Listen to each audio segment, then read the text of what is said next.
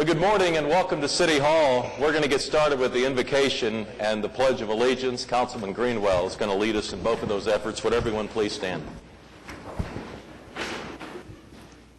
Our Heavenly Father, we give you thanks for all the blessings you've bestowed upon us and the city.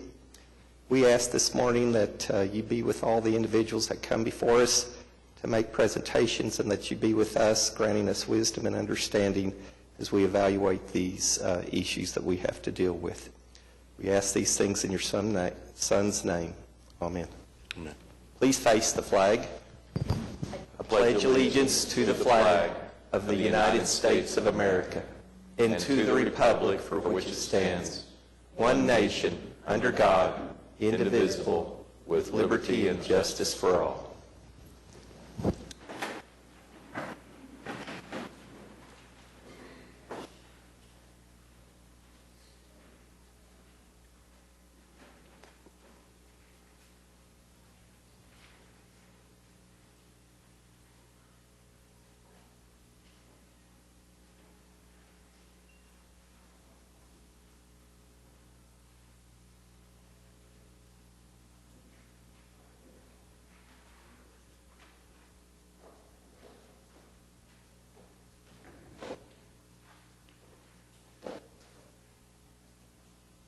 Well, ready or not, June is upon us, and that means it's time for Jazz Fest. And Mike McAuliffe is here to tell us more about this year's event.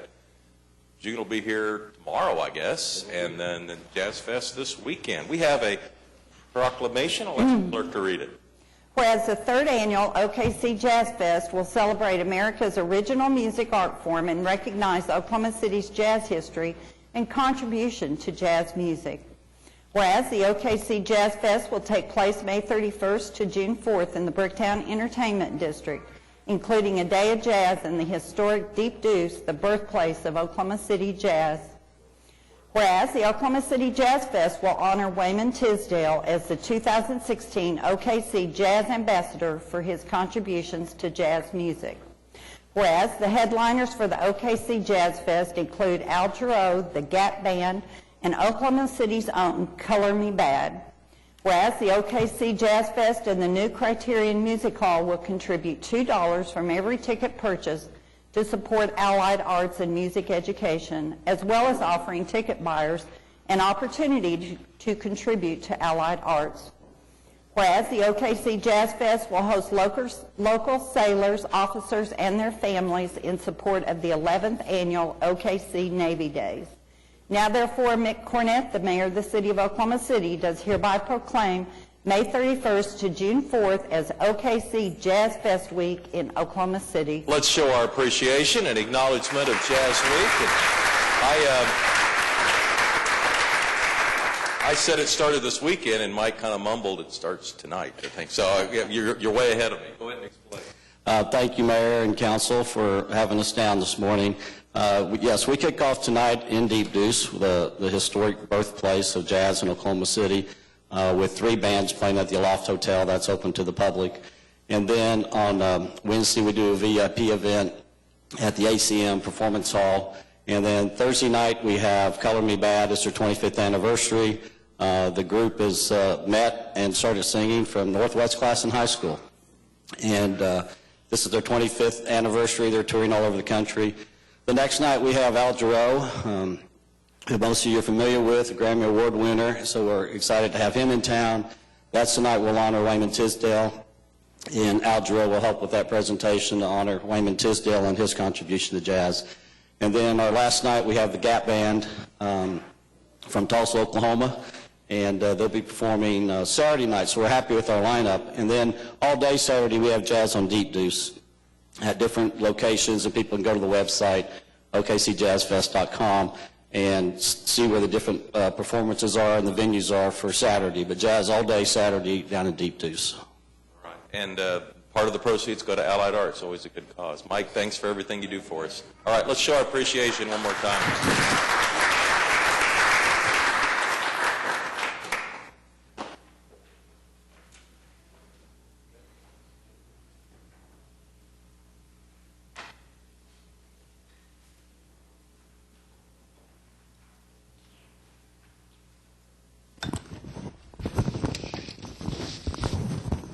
You know, it's hard to cover people that shoot from 26 feet from the basket. I mean, it's just, I still can't get over the depth and the length of those shots last night. They certainly deserved to win. They won it. Well, we'll continue with the meeting, and we're on item 4, the Journal of Council Proceedings. Item 4A is to receive the journal for May 17th and May 24th, and item 4B is to approve the journal for May 3rd and May 10th. Is there a comment or question on the journal? All right, cast your votes. It passes unanimously. And item 5 is request for uncontested continuances. A few this morning, starting on page 23, under item 9F1. 9F1 on page 23, item B, 5416 Evan Brock Terrace, we ask that be stricken. We need to re-notify. Item I, 1520 Northwest 23rd Street, we ask that be stricken. The owner has secured. Item L, 3705 Southwest 43rd Street, we ask that be stricken. That is now occupied. Item N, 1617 Southwest 48th Street, we ask that be stricken. The owner has secured. Item O, 3637 Northwest 53rd Street, we ask that be stricken. The owner has secured.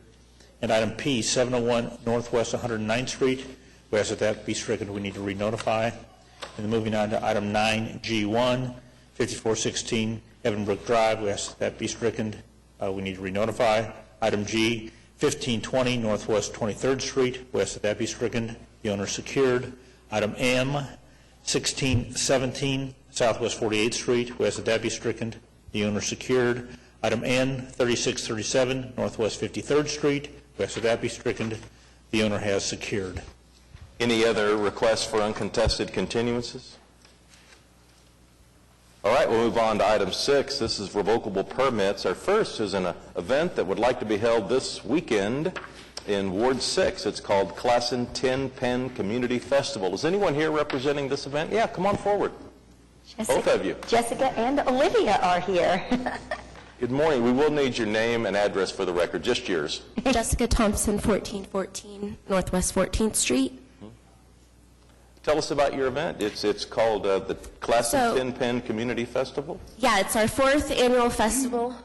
We use it to raise funds for the neighborhood so we can do different projects like the festival, our Easter egg hunt, our Christmas social where we have about 400 neighbors come out to that. And then with this festival, with the SNI grant money that we got earlier this year, we decided we wanted to do a mural in the community park. And it's an expensive mural, and we wanted to engage the residents in the neighborhood so they have a part in that. And so they'll be voting from the 3 contestants that have submitted mural drawings, and they'll pick the winner at the festival. And then we'll have free kid crafts, as well as the FC Energy will be there. We'll have some bounce houses, and then we'll have a movie in the park that night at 9 p.m. We're playing The Little Rascals. Great, and this is Saturday. Yes, Saturday, right, from great. 12 to 7. Meg, I'm assuming you're okay with this? I'm thrilled. I'm looking forward to being there. I would move approval. All right, cast your votes. Passed unanimously. Thank you. Have a good day. Item 6B is a request to hold the Juneteenth Festival. This will be in Ward 7. Anyone here representing this event? Yes, come on forward. Good morning, and we will need your name and address for the record. My name is Condon Neal, 1325 Northwest 106th Street, Oklahoma City, Oklahoma. Yeah, tell us about the Juneteenth This is Festival. our 7th year doing the Juneteenth Festival, our 5th year doing it at Washington Park. It's a great event. The community come out and support us. We have our official Eating of the Greens and our barbecue cook-off, as well as food vendors, artists, and performing art, musical performances. Sounds fun. John, you okay with this? Yes, I am. Can you please tell us when it officially starts? It starts the week of Juneteenth, which is the 18th. I think this next week, isn't it? Man, time go by fast. Yes, 2 weeks. 2 weeks. 2 weeks out. From So it Saturday, starts that Monday at Ralph Ellison Library.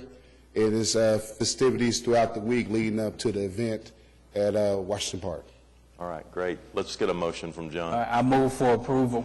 Second. Cast your votes. Passed unanimously. Thank you. Thanks. Item 6C is a request from the Board of Regents to hold the OU Medicine Corporate Challenge. This will also be in Ward 7. Is anyone here representing this event? Come on up. My name is Alicia Rambo, and you need my address? Yes, Correct. please. 212 Smith Avenue, Dale, Oklahoma. All right. And tell us about the corporate challenge. This is our 28th year holding the corporate challenge. This year we have 36 area companies competing. It's a team building event. They gather teams together to compete in athletic events. And on Sunday, June 5th, this Sunday, they'll be walking, running, and we've got a 5K, a 10K, and a bike race that goes from the OU Physicians Building on our campus up around the Capitol and back. All right. And it's also in Ward 7, John? All right, cast your votes. Passes unanimously. Thanks and good luck. Thank you. Item D is a request from Fat Wallet Investments to hold the launch party for Craft Beer Week, June 11th. This would be in Ward 6, Meg. Is there anyone here representing this event? Come on up.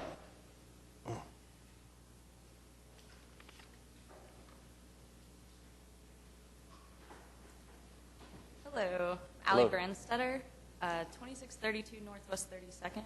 And tell us about the launch party for Craft Beer Week. It's sponsored by Hillbillies and S&B's Burger Joint, and it is a celebration, or the launch party right before the Craft Beer Week, which is the following week. So we'll have local breweries, Anthem, Prairie, Coop, Roughtail, serving in the street, and then also games and activities. And a dog adoption as well. Wonderful. Sounds fun. Meg? 9th Street is really busy these days. I'd move approval. Second. All right, cast your votes. It passes unanimously. Have fun. I didn't know there was a craft beer week. Item 6E is a request to hold the Oklahoma Tenacity in Automobile Alley. And Prodigal's here. Good morning. Come on up. Good morning. Darren Ransley, 11124 Kingswick Drive, which is just north of Lake Hefner. I'm bringing to you today Tenacity. A lot of you know this as the Pro-Am. It has moved into its 5th year. Tenacity is primarily a bike race, but it has also moved into now H&8 and also an event called Y Without Walls. This will be hopefully on Friday the 3rd, Saturday the 4th, and Sunday the 5th of June. That will be this weekend coming. The Friday event will be an evening event. It will be an evening race. We've asked for a revocable permit. That's in the Midtown area. Saturday will be in Film Row. That is during the day. Again, a bike race and also a fondo. The fondo will be 12 miles, 30 miles, and 58 miles. Then we move through to Sunday. Sunday will be an automobile alley. It will be during the day. Again, it will be a bike race. But it will also have Y Without Walls. That is the YMCA, which is having a health and fitness camp, which will be in the automobile alley area. We've asked for revocable permits. For Friday, we will have H&8, which will be 44 food trucks, which will be in the between Hudson and 8th and Hudson and 10th, coming across to Walcott and Hudson. Again, it will be very similar to the years past for H&8, so we're expecting between 10, 15, 20,000, depending on the weather and also the turnout. Sounds like a big crowd. Yes, sir. All right, and that's Friday, Saturday, and Sunday. That is correct, yes. All right, it's in Wards 2, 6, and 7, so you guys can fight over the motion. All right, cast your votes. Passes unanimously. Thanks for bringing this event. Have a wonderful day. And item 6F is a revocable permit to hold the Red Earth Parade. This will be June 10th. Is anyone here representing Red Earth? Yeah, come on up.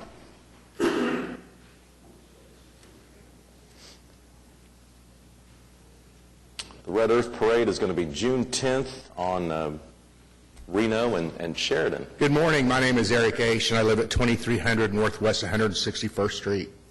The Red Earth Festival Parade will kick off the 30th Annual Red Earth Festival, which is June 10, 11, 12 at the Cox Convention Center. The parade will be Friday morning, June 10th, starting at 10 a.m., and it will circle the Mary Botanical Gardens. We'll start the lineup at 8:30 a.m. on Southwest 2nd and right next to where the Fred Jones car dealership used to be. So we expect about 100 entries. We'll have tribal leaders, tribal princesses, floats, horses, motorcycles, classic cars, lots of people. We'll expect between 5,000 and 8,000 people to line the streets, and we expect to be anywhere between 20,000 and 25,000 people to attend the Red Earth Festival this June. That's fabulous. Yeah. Thanks very much. Meg? Okay. Thank you very much. All right. Cast your votes. Passed unanimously. Thank you. All right, we'll recess the council meeting, convene as the Oklahoma City Municipal Facilities Authority. There are 4 items. All right, comments or questions on the MFA? All right, cast your votes. It passes unanimously.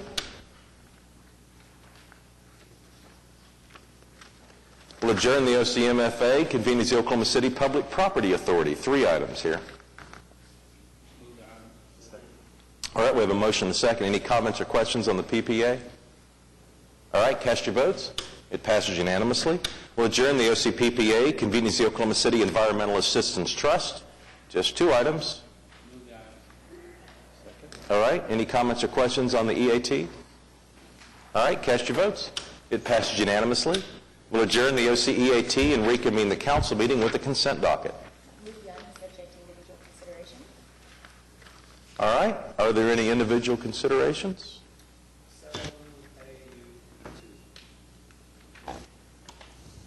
Mayor, I had 7AI, 7BG, and 7BJ. AM.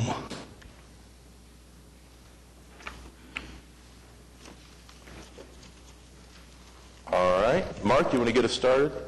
Sure. AU2 is a joint resolution approving the allocation of general obligation bond proceeds for economic development in Ward 8, specifically for Paycom Software, Inc. And reading this weekend when I was reading my agenda, I noticed that in January 2010, Paycom announced that it was going to have additional new jobs that would come to Ward 8. And I was wondering how that fared, considering it was back in January of 2010.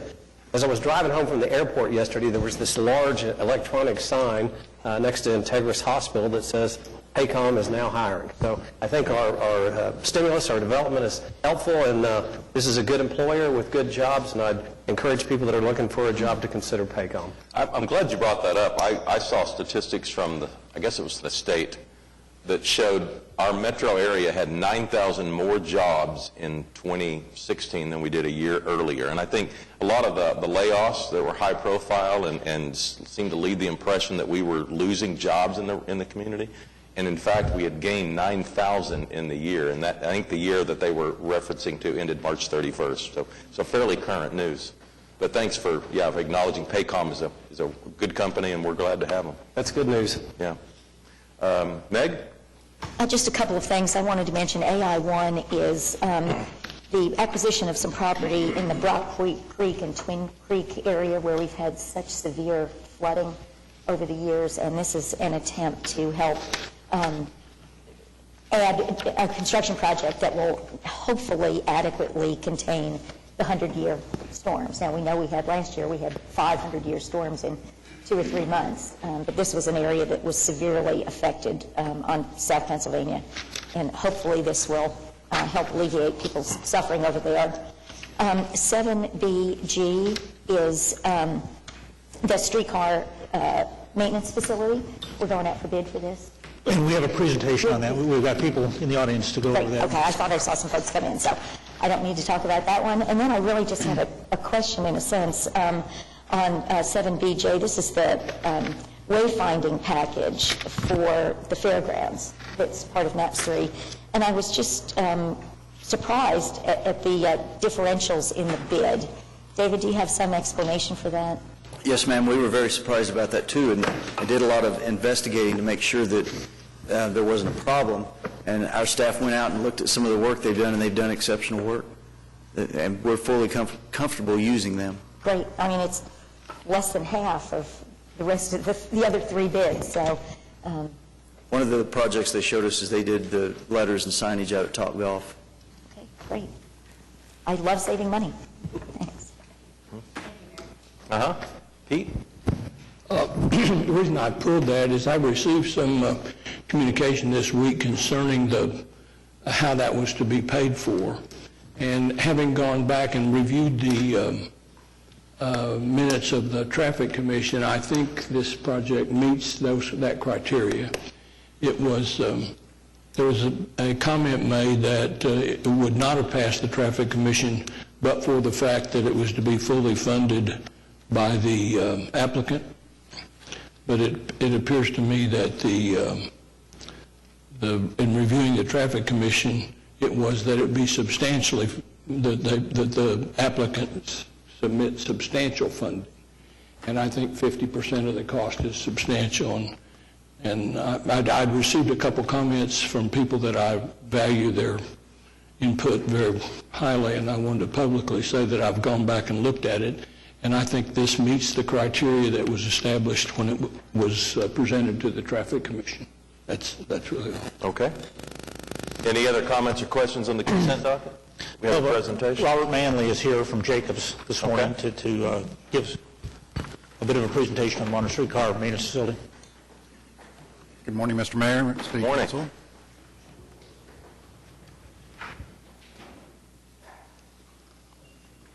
All right. I wanted to take a few moments of your time to show you where we ended up on the maintenance facility for the Oklahoma City streetcar. I'm very, very happy to announce that we did meet all of our goals. We had several that we set forth early on, and I think we have done a pretty good job. So this is kind of a street view of what the maintenance facility will look like. This is from 7th Street looking. You can see the bridge in the background. One of the items that was kind of a lofty goal that we had was we wanted to be cognizant of the Union Station next door, but we didn't want to completely replicate that historic building. So we pulled some of the limestone, and one of the great stories on this project is we actually found the original quarry that the limestone came from, and they had been out of production for years, but they had just recently opened to start producing again, and we're one of their early clients. Hopefully they come in on the bid, so we're going to be good on that. But we also wanted to add a little bit of a more contemporary feel to the front, a little bit more modern, so that's why we have kind of a jewel box on the front as an entry. Really gives a definition of where to enter the building. So some of the things that we had on this, the building is located on 7th and Hudson. It's on about a 2.7 acre site. One of our biggest goals on this was to make sure that this building not only met the near term, but it also met your long-term goals. So, you know, when the system expands, it's 12 streetcars or even larger, you don't have to build another facility. This one can easily be expanded to accommodate those, from covering vehicles, from maintenance on the vehicles, from staff that takes care of the vehicles. The building's about 22,000 square feet. It's, like I said, we have right now, we designed it for 5 streetcars undercover. We have a 6th streetcar coming, which we will be able to fit in the building in an emergency situation. So that is one of our goals that we met. We also have a lot of excess storage on the site. So we'll be able to store the catenary poles, the wire, all the electronic components. So this is the site, 7th Street, Hudson, Walker. The streetcars come in onto the back side of the building. We did go to the Board of Adjustments to request a variance on the building location on the site. They granted that, so that was no issue. We also requested from them a building height. They wanted the building to be 55 feet tall, but that won't work on the site for what we're doing, and they granted that. So we have employee and visitor parking off 7th. The streetcars come in off Hudson. And we do have a fire lane that wraps around the backside of the building for, we worked with the fire marshal on that, and that also allows us to bring large trucks in for delivery for streetcar components. So like I said, the building's about 22,000 square feet. We have an administration area that's about 5,000 square feet, has a training area, it has offices, restrooms, break room, those sort of things. The maintenance area on the backside has a pit area for maintenance of the bottom of the vehicle. It has a heavy maintenance area, a wash bay area, and one of the lessons learned from other streetcar facilities in the country is that there's never enough part storage. So we've actually gone larger than most any other facilities in the country with more part storage for all of the components that will happen on the vehicle. And then we do have a second floor. The second floor allows access above that service pit for the air conditioning units, the pantographs, all the pieces on the top of the vehicle.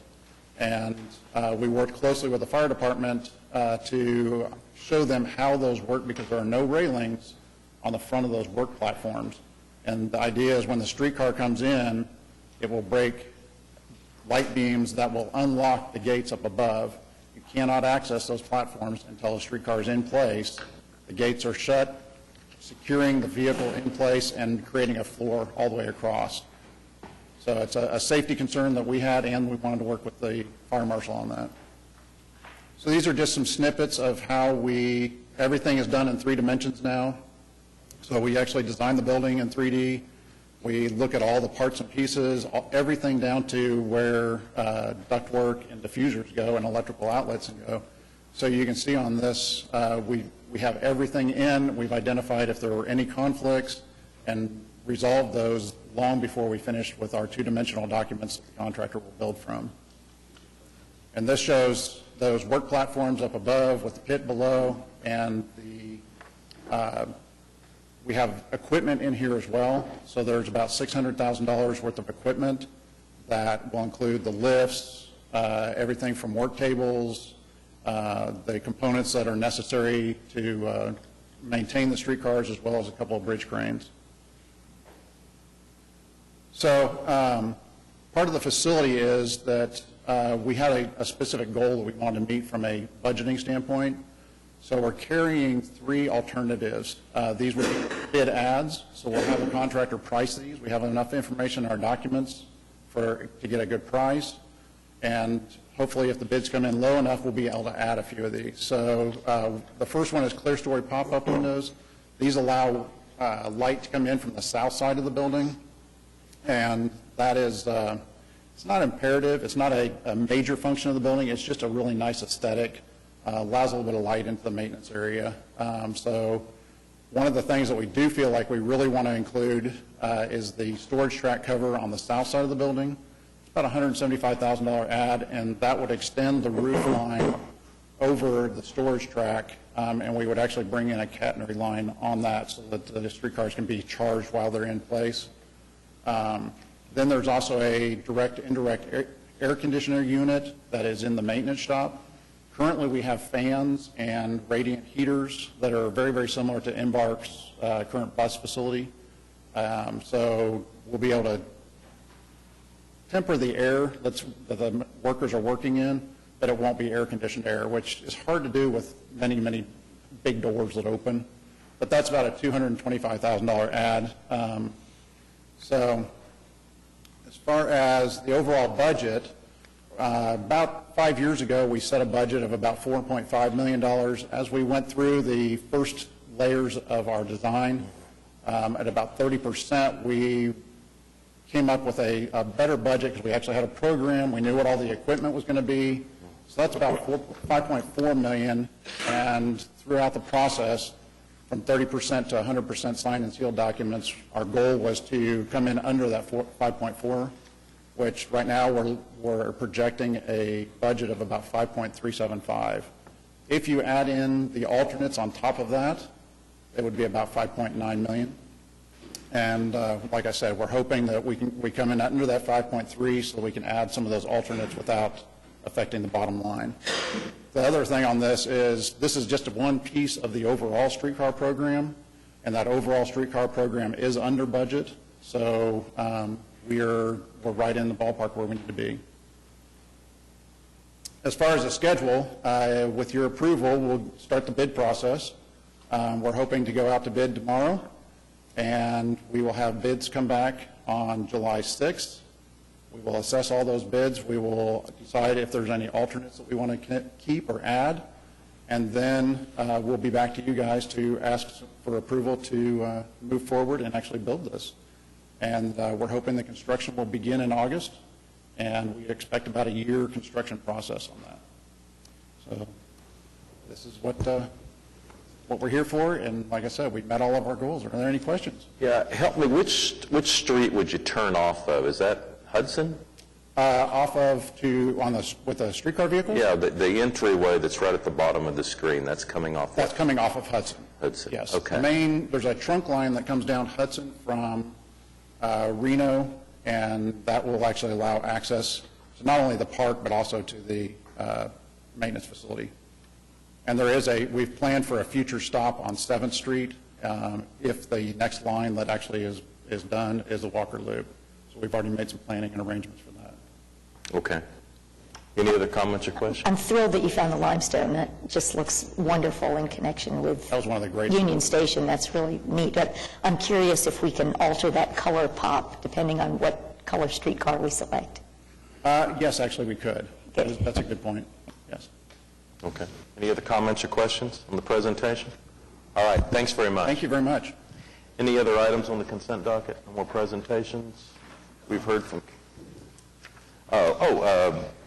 we are requesting qualifications for a Vietnam War Memorial for Military Park, and we've had a lot of help from Vin Nguyen. Vin, would you stand up so we can get a look at you? Vin is one of our big civic leaders, especially in the Asian community. We really appreciate your work on this project, Vin. Thanks for coming down today. Yeah. Ready to vote the consent docket? All right, cast your votes. It passes unanimously.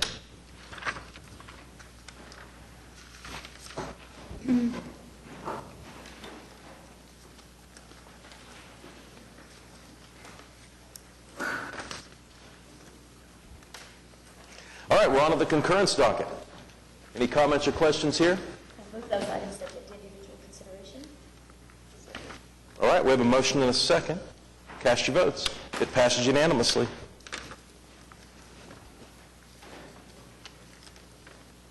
That moves us on to item 9, and these are items that require a separate vote. We'll begin with a series of zoning cases. The first is an ABC issue in Ward 5. The address is 2166 West I-240 Service Road. And David, we have one person that has signed up to speak. Yes, may we... It's the applicant. Okay. Well, there were no protests. If no one's protesting, I would move for approval. All right, we have a motion and a second. Lorena, you're welcome to speak, but it sounds like it's going to go your way. You want to just let us vote? Okay, cast your votes. It passes unanimously. Thank you. All right, item 9A2 is a zoning case in Ward 3 at 9915 Southwest 8th Street. It's currently I-1 light industrial, and it would become an I-2 moderate industrial district if approved. And this is in Ward 3. Is anyone here hoping to speak on this item today? Yeah, come on forward.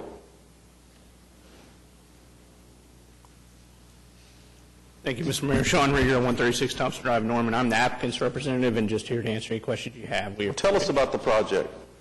Yes, Mr. Mayor. This is actually an item where it's transferring ownership from the property owner to the east, which is the Flying J, I believe, truck stop, and to the property owner to the west. The property owner to the west, which is the truck repair facility, is buying this property from the property owner to the east and simply needs to change the zoning to accommodate their use. Okay. There's been no protest. It was consent docket unanimous at Planning Commission. We would appreciate your approval. All right. In Larry's absence, would someone make a motion? All right, cast your votes. It passed unanimously. Thank you very much. Thanks, Sean. Item 9A3 is a zoning case in Ward 1 at 9601 West Reno. It's currently AA agricultural, and it would become an I-2 moderate industrial district. James?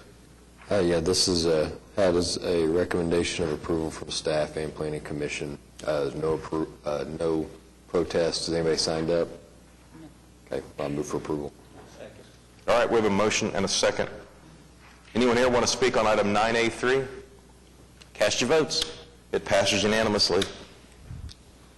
Item 9A4 is a zoning case in Ward 7 at 10102 Broadway Extension. It's currently R1 single family, and it would become an O2 general office district. John? All right, thank you. This passed the Planning Commission. There was no protest. Has anyone signed up to speak? No. No one has signed up to speak. I'll move for approval. Cast your votes on 9A4. It passes unanimously. Item 9A5 is also a zoning case in Ward 7 at 7513 Newberry Road. It's currently AA agricultural, and it would become a new SPUD if approved.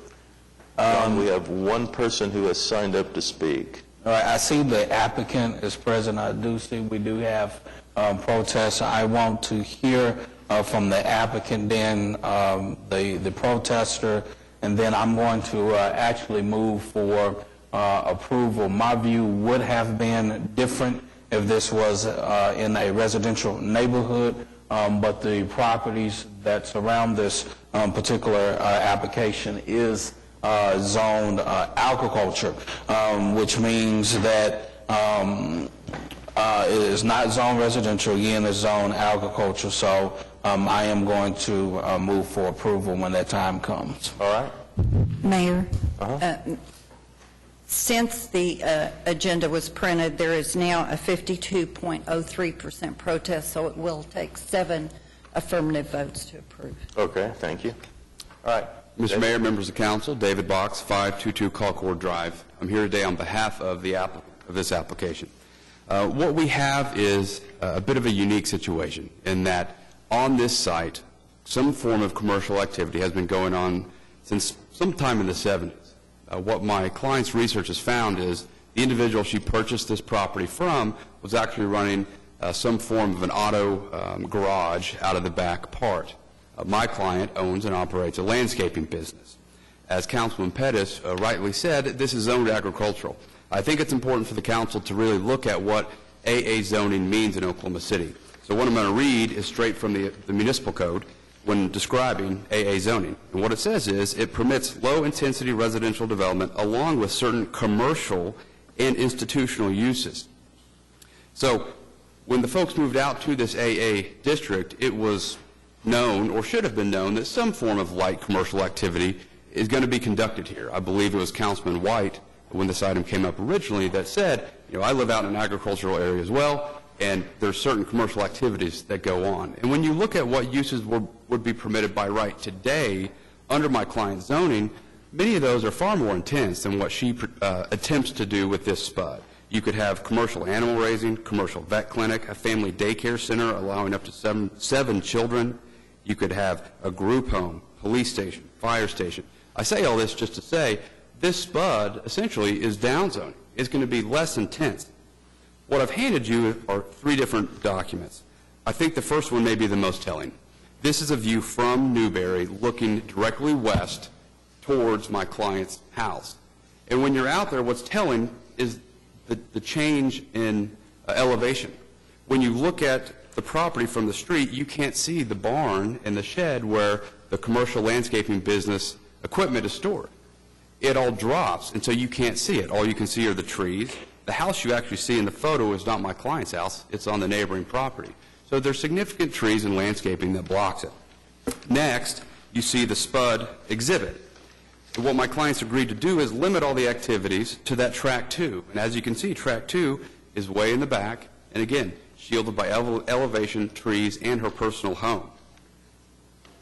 And then finally, the third document is a Google Earth aerial just showing kind of how sparsely populated this area is, and showing in purple where the maintenance facility is that my client currently operates. Now, the unique thing about this is because her activity involves people coming onto her property to get the trucks, that's what tips it over requiring the SPUD. But we're only dealing with 2 to 3 trucks a day, and the timing is around 7 in the morning, and then again between 5 o'clock and dark. And so her employees will come, get the equipment that's stored indoors in that maintenance facility in the back of the property, leave for the day, and come back at the end of the day. So there's very little come and go traffic. There's very little, if any, activity on site. It's just the storage of it, again, all indoors. Your staff recommended approval. The reason they recommended approval is because the SPUD, as drafted, is in conformance with the comprehensive plan, because agricultural zoning contemplates some form of light commercial and institutional uses, and that's exactly what we have here. I would submit again that this is less intense than what could be done by right, and the fact that she's willing to limit it to the very back of the property further confirms that this is not going to be a bad impact. I was here several weeks ago and heard the concerns of the neighbors, and a lot of it dealt with this is going to set a precedent, opening the door to more commercial uses. Well, as this council knows, each zoning case is handled on the facts of that zoning case. But if that were a concern, the fact that she's limited it to the back piece of the property, I think goes a long way to reduce any concerns. With that, I'd be happy to answer any questions, and we would ask for your approval. All right, thanks, David. I have a question. You mind if I... Why is it necessary to leave in the mobile home use? It's a 5-acre tract. It already has a residential type dwelling on it. There aren't any other mobile homes in the neighborhood. Is there any reason to leave it in there? No, sir. We can take that out. I mean, I need to shut up then. Will you take it out? Yes, sir. Is that all right with you? Yes. We talked about that earlier. I just don't see any reason for it to be left in there, and it does provide some modicum of protection to the surrounding homes, because I'd rather have what she's going to do there than have a mobile home built there if I lived there. So. Yes, sir. Shut up. Your Honor, David, the way the SPUD is written, is it going to limit the type of light commercial activity to landscaping? It's very limited. It was geared towards allowing what her use is. Very limited other uses that are already allowed in AA. But yes, that's correct. Okay, thank you. All right, David, thank you. Aaron Lawrence.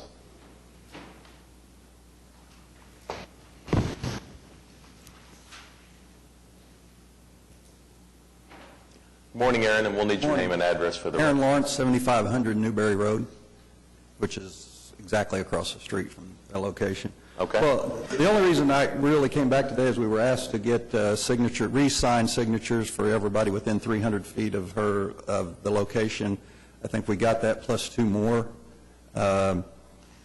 So that's basically why we were here, to make sure that we followed through with what we were asked to do.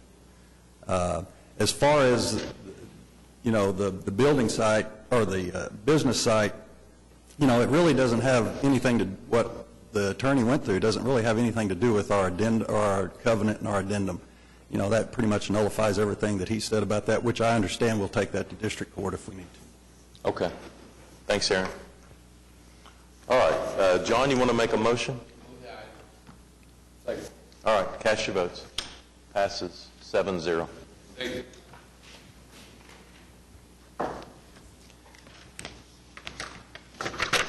Item 9B is a zoning case, and this is also in Ward 7. 9B1 is an amendment, and item 9B2 is the actual ordinance.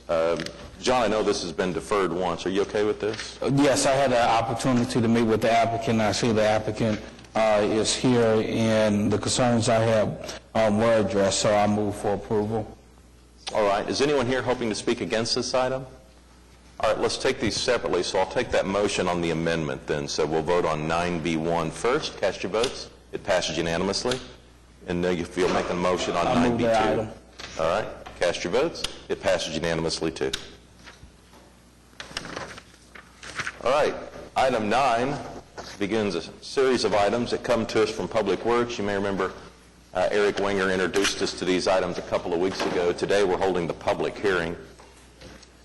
Today has to do with the Central Maintenance Facility Room rental fee. Is anyone here hoping to speak on this item, item 9C? All right, how about a motion then to move this forward? Cast your votes. It passes unanimously. And then item 9D was also introduced by Eric a couple of weeks ago, and this has to do with the general schedule of fees relating to streets and sidewalks. Is anyone here hoping to speak on this item today? All right, how about a motion then just to move it forward? Cast your votes. Passed unanimously. Item 9E is a public hearing regarding dilapidated structures. Is there anyone here hoping to speak on any item listed under 9E? All right, how about a motion? Cast your votes. It passes unanimously. Item 9F is a public hearing regarding unsecured structures. Is there anyone here hoping to speak under any item listed under 9F? Cast your votes. Passes unanimously. Item 9G is a public hearing regarding abandoned buildings. Is there anyone here hoping to speak under any item listed under 9G? Cast your votes. It passes unanimously. Item 9H is a public hearing regarding the removal of properties from the abandoned building list. Is there anyone here hoping to speak on any of these items? All right, how about a motion on 9H? Cast your votes. It passes unanimously. Mayor, could I just ask a quick question while Charles is here? One of the items that was removed from the list in uncontested contingencies was 1520 Northwest 23rd Street. I think it's the old Foster's Flower Shop, perhaps. I'm sorry, what was your question? My question is, this item was removed, it was listed as an uncontested continuance. It's 1520 Northwest 23rd Street. Oh. And it apparently was secured. I drove by it yesterday, and it is boarded up, but it is in extremely bad repair. Are we moving forward with some additional enforcement? Well, yes, I mean, what we do here today doesn't affect any of the rest of the nuisance abatement things that we also do, but if that's what you're asking. Yeah, I want to continue to work it. Even though it is secured, it's in terrible condition. And yes. We need to continue to... Yeah, they'll move forward with property maintenance and, grass or junk or anything like that. Okay, thank you. All right, we're on item 9I. The Water Trust is issuing some commercial paper. Pretty good interest rate, I understand, Chairman White. Is there a motion on 9I? Cast your votes. Passes unanimously. Item 9J is an issue on a lawsuit, and I understand we do not need executive session on this matter, so how about a motion to approve? Cast your votes. It passes unanimously. Item 9K is also involving a lawsuit, and I understand we do not need executive session on this item. Cast your votes. It passes unanimously. Item 9L is a workers' comp claim, and I understand we do not need executive session on this. Is there a motion? Cast your votes. It passes unanimously. Item 9M, I understand we do not need executive session, so a motion to strike would be in order. Is there a motion to strike? Cast your votes. That item is struck from the agenda. Item 9N is claims recommended for denial. Is there anyone here hoping to speak on any of the three items under claims recommended for denial? All right, how about a motion then? Cast your votes. It passes unanimously. Item 10 is claims recommended for approval. Is there anyone here hoping to speak on any of these items? All right, how about a motion on item 10? Cast your votes. It passes unanimously. Item 11 is items from council. Mark, you have anything for us today? Thanks for your help. Bluff Creek Park, on June 10th, there will be a grand opening of the fourth water conservation garden. We have one in the Myriad Gardens, one at OKC, OSU campus, the Oklahoma City Zoo, and now Bluff Creek. It's at 10 a.m. Friday, June 10th, 4551 West Hefner Road, and we'd encourage the public to come out and see this beautiful park. All right, John? All right, thank you, Mr. Mayor. With sad news, we lost retired Judge Charles Owens, who was the first African-American judge in the state of Oklahoma. His services will be Wednesday, I believe, at noon at Corpus Christi Catholic Church. Thank you. David? Your Honor, just a request to Jim and the staff. Could we get a rough estimate as to the cost that would be incurred if we brought all of the arterial streets up to a rating of an A or B? And then the second request related to that, and Jim, I don't know if I could ask it in this manner or if we brought all the other streets up to an A or B, if that's even achievable, or would we say all other main streets not considered arterial streets up to an A or B? Just a rough estimate of the cost. I'm not sure what an A or B is. We generally use a PCI, a pavement condition index, which is a percentage. It's a 0 to 100 scale on that, but we can come up with something that would get us up there. We'll work on. Yeah, just a rough estimate as to the cost of doing that. Thank you. Pete? All right.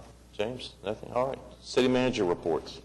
Mayor, this morning we have a report on solid waste, and you know there's probably no service that we get graded on more than solid waste, because each week we have a pass-fail from every one of our citizens on whether or not we perform that. Water comes, everybody, we get that same test, when you turn your tap on in the morning or when you flush your toilet, you hope that it goes away. But people don't have that conscious thought. But when you come home and your trash can's empty, you go, well, that got to haul the cart up, and you either had a pass-fail on that. Remarkably, that it's one of our highest level services is our solid waste service. We have a very comprehensive service that's out there. And next to fire service in our annual report, solid waste services is our second highest rated service that's out there. And so we're very proud of that. Our contract has expired. We're in negotiations with a new contract with Waste Management to go forward, and we have some options on how we can go forward with service in the next period of time. Today's presentation is to outline some of those options. We're not looking for, there's no vote today up and down as to what we're going to do on this, but it's to take a look at those service options that are available to us for our consideration as a policy decision by this board to go forward.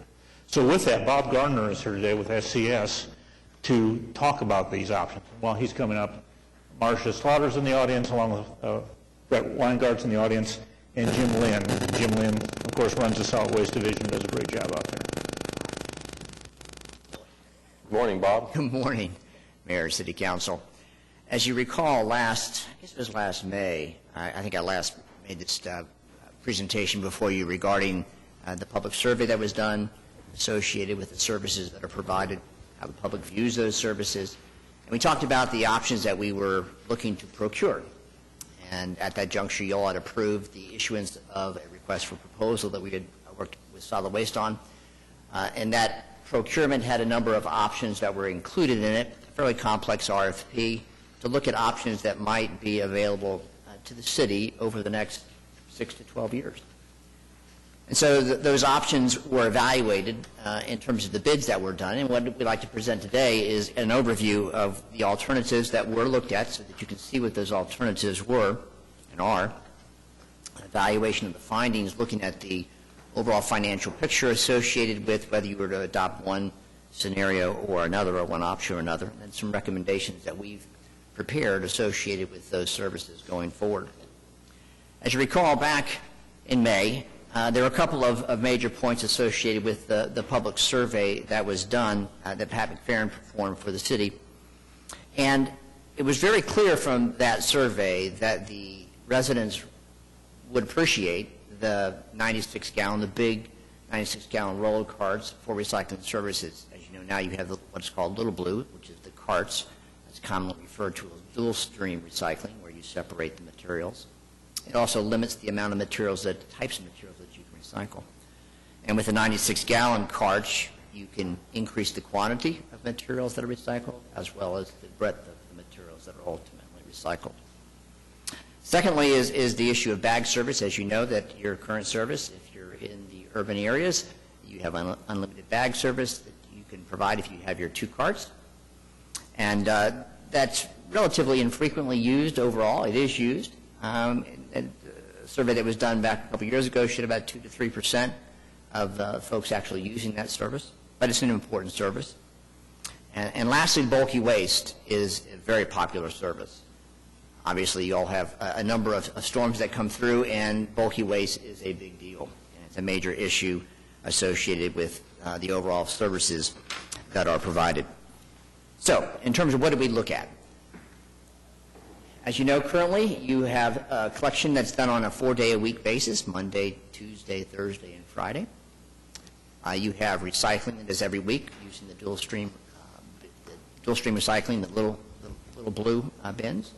You have bulky waste collection on a monthly basis. And you have the unlimited bag service. And so that is the status quo, so to speak. And so in the proposals that we issued for the procurement of solid waste collection services, we asked the vendors to basically propose on that service. In other words, beginning September 1, 2016, provide those same services going forward. So that's what we call scenario 1, the status quo. Scenario 2 and 3 mixed it up a little bit, where we're looking at a 4-day collection service, unlimited bag service, bulky waste, but recycling using single-stream recycling. Single-stream recycling refers to those larger 96-gallon wheeled carts to provide recycling services. And so we looked at that on both a weekly basis and on a bi-weekly basis. Most places that use the 96-gallon cars do it every other week. It's a very large cart, and it seems to be the way to most people in terms of will generate one cart worth of recyclables every other week. But we looked at what the pricing was, and as you can imagine, the pricing for every week service compared to every other week service is more expensive, obviously.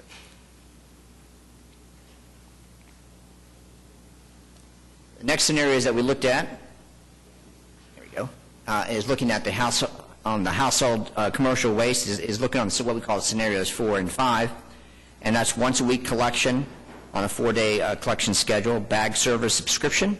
So we're moving toward what we call full containerization.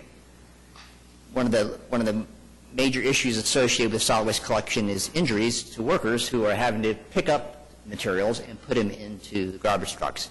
Full containerization gets away from that. So this is the concept of if you were going to have everything in a cart. So there would be additional carts potentially that customers, if they would so desire, would need in order to put their grass clippings or their other yard waste in those carts. So that eliminates that person getting out the cart and putting it into a separate container. So that's a change in the overall way that you would ultimately collect services. You could also, in conjunction with that, have a bag subscription service. So if somebody had significant yard waste they were willing to pay for it, you might consider doing that as well. So those were the scenarios associated with looking at the full containerization. And then, being good engineers, we did a number of iterations associated with this. We also looked at the idea of reconfiguring the city's collection areas in terms of trying to centralize where the city collects the waste from the citizens in areas that are non-gross, so they can have a fixed asset, so to speak, with regards to the area that it collects, so it doesn't have to continue to expand and purchase new equipment along the way. With the basic philosophy or the thought being is that the privates are more quick to respond to change relative to adding equipment along the way. So those were some of the scenarios that we looked at with respect to that. So what we ultimately concluded, we looked at these scenarios on a net present value perspective. In other words, during the course, as you look at the scenarios, you're going to have a varying cash flow. So for example, on single stream recycling, you're going to have to purchase carts, and that's a big capital purchase. If you're continuing your dual stream recycling, you're not. So you have varying cash flows. So the net present value is a way of looking at the overall and comparing those all options. As you can see, the option of your current configuration, which is the status quo, both whether you're doing on a 5-day or a 4-day week collection schedule, is going to be your lowest cost scenario. And the reason being is when you go to a single stream, you're spending about $12 million to purchase carts. So there's obviously more costs associated with that. But we'll show you in terms of on a dollar per household per month, it's less than probably 75 cents per household per month to ultimately have those services. But as you can see, that kind of the range of the scenarios associated with it. The note here on the 5-day per week, that was one of the other options that we looked at. That being, we asked the contractor, or they had indicated early on when we were doing the RFP that they thought it would be cheaper for them, for utilization of their equipment, to have a 5-day per week collection schedule. And so we asked for those proposals. They gave us pricing associated with that. We also evaluated it on behalf of the city. It looked like it was going to cost additional money because you'd be providing additional services for bulky waste collection for more people, potentially. So it was kind of an interesting analysis associated with that. We looked at it on an aggregate basis in terms of trying to a normalized kind of analysis to look at what that would look like on a dollar per household per month. And we picked the year 2020, and we figured that would be the year when all the transitions might occur, because as you know, beginning September 1, 2016, we're not going to automatically change. And so there's going to be a period of time we're going to use the status quo, and we're going to continue on for a period of time. And we figured that by 2020, any decisions that you might have with regards to those particular changes would occur, and so we just picked that as a comparison purposes. And as you can see, on a dollar per household per month, regardless of the scenarios that you choose, the change is relatively small. less than, I think, 2-3%. So I think the big picture there is that you can accomplish the single-stream recycling if you so decide to do that, and you look like you can do so at a relatively affordable cost. So our recommendation is that you consider the single-stream recycling on an every other week basis, and that if you do so, you could transition in February 2018. The thought process being there, it takes about 9 months or so if you're going to purchase those recycling carts, to procure those, to assemble those and distribute those, and do the public relations kind of communications that need to occur. And so this would provide the adequate time in order to do that. With regards to the 4-day versus the 5-day collection schedule, there seems to be some value associated with going to a 5-day collection schedule, primarily based on the fact that the contract waste management's pricing is less for the 5-day versus the 4-day. So that might be something to consider along the way. You don't have to, but it's one of those considerations. It looks like you might be able to save some dollars associated with that. We also, with regards to the configuration of the city's collection area, when we first did the analysis, it looked like there might be some real good savings associated with the city side, reconfiguring and actually adding about 12,000 or so customers with your existing people and your equipment. But then when we added the bulky waste side to it, it kind of negated those particular savings. So it doesn't look like there would be a whole lot of benefit to adding additional customers. However, we do think there is some value for the city. It's been a number of years, I think 2007, since the city last rerouted its collection routes, and they're unbalanced at this juncture because of growth. We recommend that you go ahead and look at that and reroute your routes, as well as potentially consider reconfiguring your area to be more centralized to your depot. With regards to the phasing options, we looked at a couple of different options. Phase 1, which is starting one now, which is 2016, where you implement the new waste management contract. And that would go on until February 2018, where we suggest a transition to new collection areas and for single-stream recycling on a 4-day or a 5-day basis. Again, you can make that decision. And then ultimately, if you decide to go to full containerization, to do that sometime in the future to be determined. The second option would be to kind of stagger some of the changes, where Phase 2 would begin again in February 2018, and where you transition to new collection areas, and then in July 2018, transition to single stream. And then again, Phase 4, which would be the full containerization, you look at a different schedule. And so here's looking in terms of a bar chart to show how those would occur. Associated with the transition. So this particular schedule allows for the planning. It allows for the purchase of the recycling carts that you would ultimately need to do the single-stream recycling. It allows for the public notification and communications that need to occur if you were to do that. And then ultimately to deliver those carts and then begin the service by the February 2018 perspective. Other activities that are going forward at this juncture with regards to rerouting the city collected routes, the city is considering that, looking at some strategies relative to potentially rethinking the way services are paid for, whether you look at it on a pay-as-you-throw, so if you have more carts, you pay more. If you have less carts, you pay less. So that's something that you might consider in the future. Looking at the purchase and delivery of the new carts, if you decide to go with single-stream recycling. There are a number of changes that you can appreciate with regards to a change in that kind of service in terms of your SAP system and how you bill your customers, and so those all have to be coordinated and transitioned during the transition period. Public education, potential ordinance changes associated with that. So those are all included in the transition planning that we've outlined.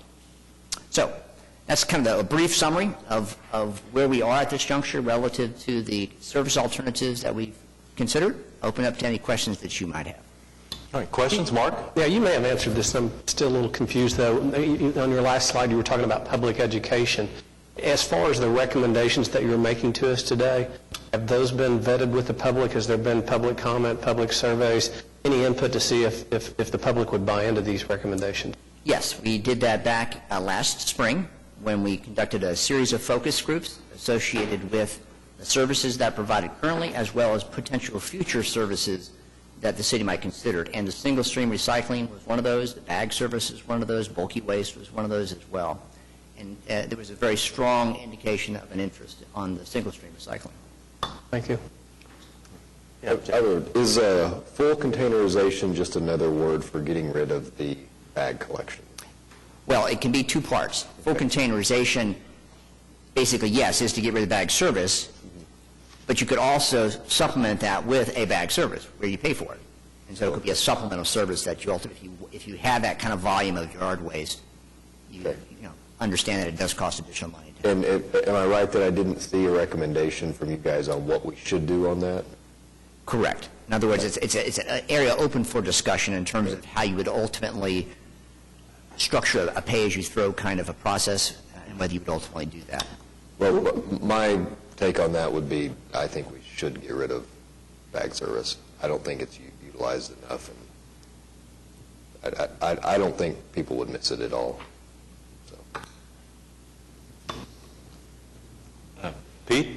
I have a couple comments. One is I recognize how popular the big trash service is, and I may be the only person in the world that's not popular with, because living in a rural area is like every day is big trash day.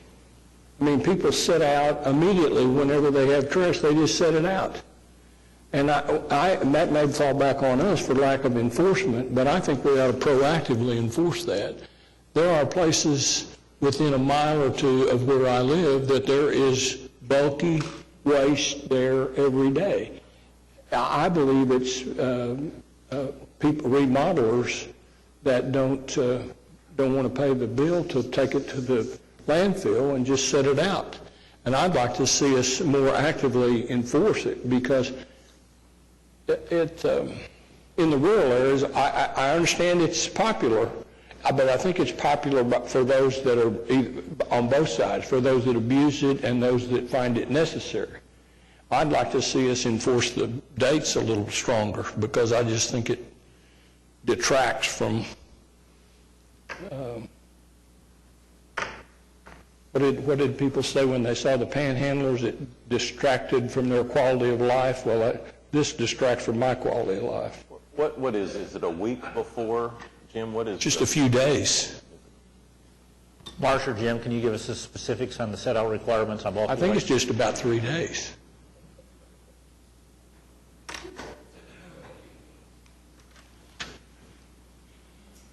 Good morning, Mayor and Council. Jim Lynn, Solid Waste Superintendent for Utilities. Councilman White, your question was, how far in advance can someone put out bulk waste? Ordinance allows for 3 days prior to the date stated in the water bill. And I think that's adequate. It could even be when solid waste comes on Tuesday, there's really not anything wrong with setting it out Saturday and Sunday, which might be one extra day. The problem is when you set it out the day after it comes, and then it's there for a month.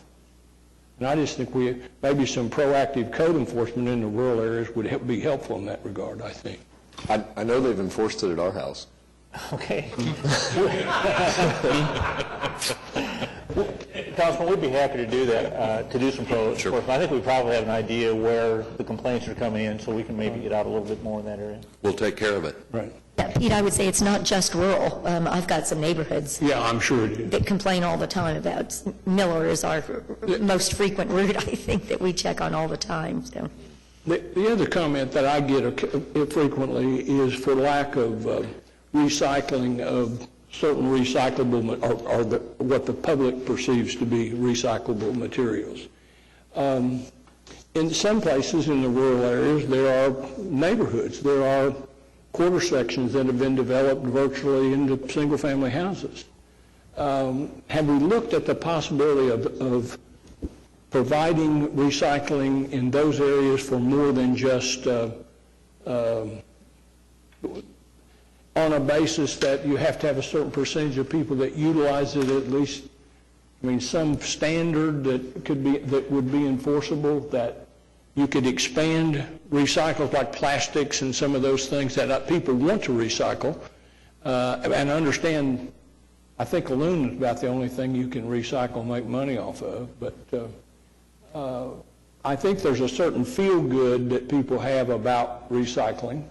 And if we could make it easier at not too great an expense, I'd like for us to continue to look at that. I do recognize it's not recycling is not economically sound except for aluminum.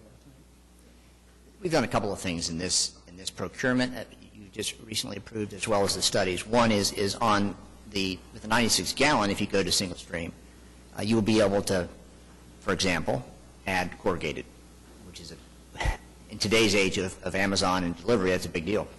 And so that would be a significant change. And that seems to be one of our number one complaints, is we don't allow for the cardboard and the recycling. Exactly. I mean, I look at personally, most of my 96 gallon bin is cardboard. So that would be a big change. The issue in terms of the second question you had in terms of the rural areas, it's a function of some obviously have cost. As you're further away from the area of collection, it becomes less economical to get out there and provide that kind of service. So we look for a certain density of population in order to provide those.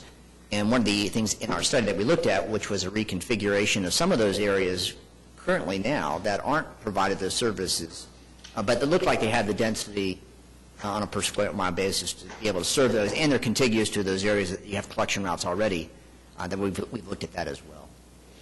I just would like for us to try to think a little bit outside the box with regard to the recyclables. It seems to me that in areas where I've seen it, it's put out in a fairly small tray. It's not put out in a big blue. I'm not sure you have to have a great big truck go around and pick it all up. And one of the ideas that we've talked about with staff is the potential in the rural areas. You could put recyclable, citizens areas for recyclables. The challenge with that, obviously, if they're unmanned, is that they typically are then used for illegal disposal of just waste. So you have to really balance that particular issue. But it's another area. If you wanted to provide those services onto the rural areas, you could provide those and space those in a way that would make some sense. And maybe when you analyze the cost, do you analyze the savings involved in recycling with regard to the length of the landfill? I think any of us that have landfills realize how difficult it's going to be to site the next landfill. So making the ones that we have last as long as we can is very important. And I think there's a value in that, and if we can reduce the amount of stuff we're putting in there through recycling, it seems to me that makes long-term sense. And we did. We considered it when we looked at all the scenarios that were considered in this analysis. The elements were, you currently are recycling about 9,000 tons a year of recyclables, which is about 3% of your waste stream. We basically said with single stream recycling, we multiply that by 3. We really don't know at this juncture what that's going to be, but we said for planning purposes, we're going to multiply by 3. And so we took that into account relative to the amount of waste being disposed at the landfills. So that's included in the overall analysis. I've advocated for a long time we look more seriously at a composting facility of some kind. And I recognize that some of the municipalities that have them have a hard time getting rid of what they've composted. But even that's not, I think, has to be weighed off against, at least it's not going into a landfill where 10, 15 years from now we're going to wish we had more capacity in every landfill we have. Yeah, I think the interesting both challenge and blessing that you all have is that you have relatively inexpensive disposal costs. When you look at the nation, across the nation, when you're in the $20 per ton kind of range of disposal costs, where the average across the nation is more like probably in the $45 per ton. So it makes it very, in terms of the decisions that you make are a little bit sometimes different than some other areas because you have such inexpensive disposal. And on the positive side, your landfills, the ones Waste Management Republic have landfill gas to energy projects on them, so they're using the organics materials that are being disposed of in there for beneficial purposes as well. I wouldn't want anybody to think my comments are negative toward the process. Having lived in a rural area now for almost 40 years, the difference in living there today with regard to the dumping problem is infinitesimal compared to what it was 40 years ago. I mean, you could hardly drive down the bar ditches, drive down the road and look at the bar ditches and not see them half full of trash almost all the time. And they were just garbage, And the bulky waste and the regular trash service and the city taking over all of it has made a huge change in the city. but I'd like for us to be really conscious of that next step, is how we eliminate things from going into the landfill because of the long-term cost of doing it. I think all of us that have them have a lot of pressure from the people that live around them, don't like them. They all, you know, and I'm thinking, where do we put the next one? Is it 40 miles away where we don't have to listen to the people that don't like it because they're not our citizens anymore? I mean, you know, it seems to me it makes more sense to try to make them last as long as we can and do everything we can to make them last. And it could be that at some point technology will allow us to dispose of it for some, you know, positive, you know, way. I mean, there are municipalities out there now that have efforts to do that. I assume their disposal costs are just a lot higher than ours. They are. But there's a trajectory out there that someday that'll most likely be occurring. We look forward to that. Bob, thanks very much. Thank you. Next up is council priorities. We have two priorities we're presenting on today. The first is regarding safe neighborhoods, and we have Bob Tiener, but first Aubrey Hammontree. Yeah, to do those two, we'll be presenting on that issue. Good morning. I get the privilege of presenting what our department, the planning department, does to help promote one of the council's priorities, which is thriving neighborhoods in Oklahoma City. The planning department has quite a few programs, and this is one of our fundamentals in planning, is to make sure that Oklahoma City's neighborhoods are strong and thriving. So I'd like to highlight some things that our department does, even though this is more than just the planning department. All city departments contribute to maintaining strong neighborhoods in Oklahoma City. The council priority, as it's written for you, is that vibrant and diverse neighborhoods are the building blocks of a great city, and that we are committed to promoting strong neighborhoods by providing support for neighborhood revitalization efforts. And the planning department does quite a bit in this regard. It also cites that the city's strategic land use development policies will help our city grow without compromising the ability to achieve our priorities in the future. Our recently adopted comprehensive plan is all about policies and land use development that helps our city grow while we can maintain strong neighborhoods. Some of the things that our planning department does to promote strong and healthy neighborhoods is through all of our plans and initiatives, from small-scale to large-scale plans, targeting on neighborhood-level plans all the way up to our city's comprehensive plan, initiatives like looking at our long-term strategy to address abandoned buildings and our Strong Neighborhoods Initiative program, and all of our federally funded programs for community development, including our disaster recovery program and our neighborhood commercial district revitalization program. Typically, we look at federal fund decrease every year for these community development programs, but I'm happy to say within the last week we learned that the federal funding allocation for 16-17 year is maintaining stable, slightly increasing, with a noted increase in our home program, our home investment partnership program, of about a 7% increase. So that was very, very positive news that we've received recently. In terms of the city's comprehensive plan, woven throughout all of the policies in the comprehensive plan are initiatives to create diverse, stable, mixed-income communities, prioritize revitalization and strengthening of neighborhoods, and encourage the preservation of our existing neighborhoods and high-quality new development. This is the focus of our new comprehensive plan. We have a chapter devoted to that called Live OKC, which is our neighborhoods chapter. And for this City Council priority, there are several different progress indicators that we measure citywide, and I think it's very smart that we're looking at things in terms of physical measures, social measures, and what we do internally within our city government. In the physical measures, we want to understand where people are living and moving so that we can target our resources in those places. We want to know how residents feel about their neighborhoods and how they're engaged and how they're organized in the social component. And in our city programs, we want to make sure that the services we are providing are helping those neighborhoods stay stable, and increase their productivity. So for the first indicator for the physical component, we are measuring the percent of our population that lives within the inner loop. The next map shows where the inner loop is located. And as you can see by this density map, the red color means the highest density of population living within those areas. About a third of our residents live inside the area that's outlined in green, which is in the inner loop. And also, about a third of our growth is happening in this area. This happens to be the area that we have the most decline and the most ability to provide higher quality services to those existing older neighborhoods in Oklahoma City. So a lot of our efforts are focused within that inner loop area. If you go to the next slide, we show the increase in dwelling units that have happened since 2005 and 2006. You can see that the development within the inner loop is steadily increasing. Our goal is about half of our growth happening within the inner loop, and we have the ability to grow in that manner. And we look at what kind of housing stock we've been building over the last 20 years. This chart shows that our standard single-family detached residential housing has been the predominant type of housing that our city has built. About 67% of our housing is in that area.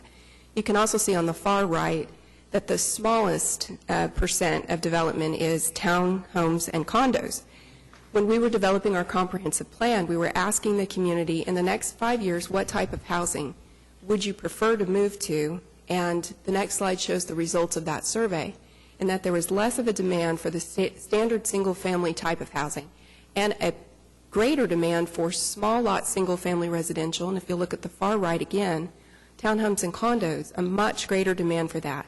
So as our population demographics are changing, as the needs of our residents are changing, we're seeing an increased demand for smaller scale housing, townhome and condo, which is the type of housing that's best suited to that inner core or the inner loop area of our city. So we're measuring downtown housing. This graph shows since 2000 the amount of for rent and for purchase downtown housing that we've seen. The red line indicates where we are right now, and you can see that in both categories we are steadily increasing both types of housing. The green line looks relatively flat, but by the number of units that we've built since 2000, that's a 220% increase in ownership. And for rental, it's about a 320% increase. And you can see that those lines, the trajectory is just going up for downtown housing. And what we're talking about in downtown is, this is the map showing that area. It's comprised of many different neighborhoods inside our downtown district. This shows what we have in our existing neighborhoods and what's planned and underway. And you might note that several of our neighborhoods like Bricktown, Midtown, and Deep Deuce are expecting to see some significant bumps in housing. So about 1,000 more dwelling units are planned or underway in our downtown area. But we also want to look at what we have right now in terms of existing building stock, and this is where those community development block grant funds come into play. So we do provide assistance for single-family homes within our targeted areas. We support neighborhood revitalization and infill development and redevelopment through these programs, like down payment assistance program. In the last year, we've assisted 59 families in buying homes, and we've also built 7 new homes through our community housing development organization in our Strong Neighborhoods Initiative areas and within the Jefferson Park Historic District. We've also provided additional assistance for rehabilitation of homes and emergency repair of homes. We've rehabilitated 60 homes in the last year and helped people repair 80 homes in the last year. So we also want to be able to measure how people feel in their neighborhoods and how engaged they are. So 2 measures that we look at are measuring the percent of residents that say their neighborhood is a great place to live, and we also look at the number of active neighborhood associations that exist in Oklahoma City.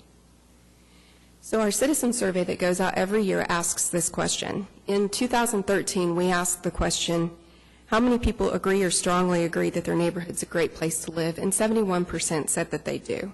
But we wanted to drill down on that question a little bit more, so we changed the question in the 2014 survey to ask how satisfied they were with different components of their neighborhood, such as safety and appearance, property maintenance, and sense of community. So with additional data and drilling down into that, we can really focus our efforts towards building strong neighborhoods. Our goal is to maintain a 65% satisfaction rating. Of course, our goal is to get 100% satisfaction rating, but we know 65% is actually a very solid goal for us. And so we're holding steady, and we're going to be working toward continuing to improve those numbers. We also measure the number of active neighborhood associations in Oklahoma City, and we have 345 of those. And we try to focus on getting about 5 more each year. We partner with the Neighborhood Alliance to help us do this. And so we see some neighborhood associations that exist become inactive, some that reactivate, and some that are just brand-new formed neighborhood associations. In 2014, we started focusing efforts on helping with South Oklahoma City, increasing the number of neighborhood associations. In the past year, 5 new neighborhood associations have formed in South Oklahoma City, and we've been focusing on some community building efforts there as well. Neighborhood Leaders for Today is a program that South Oklahoma City leaders are participating in, and the coordination of 2 different festivals on the south side has been one of the focuses for the last year. And lastly, some of the services that the city can provide to help neighborhoods stay strong and stable. I'm going to highlight our Strong Neighborhoods Initiative program.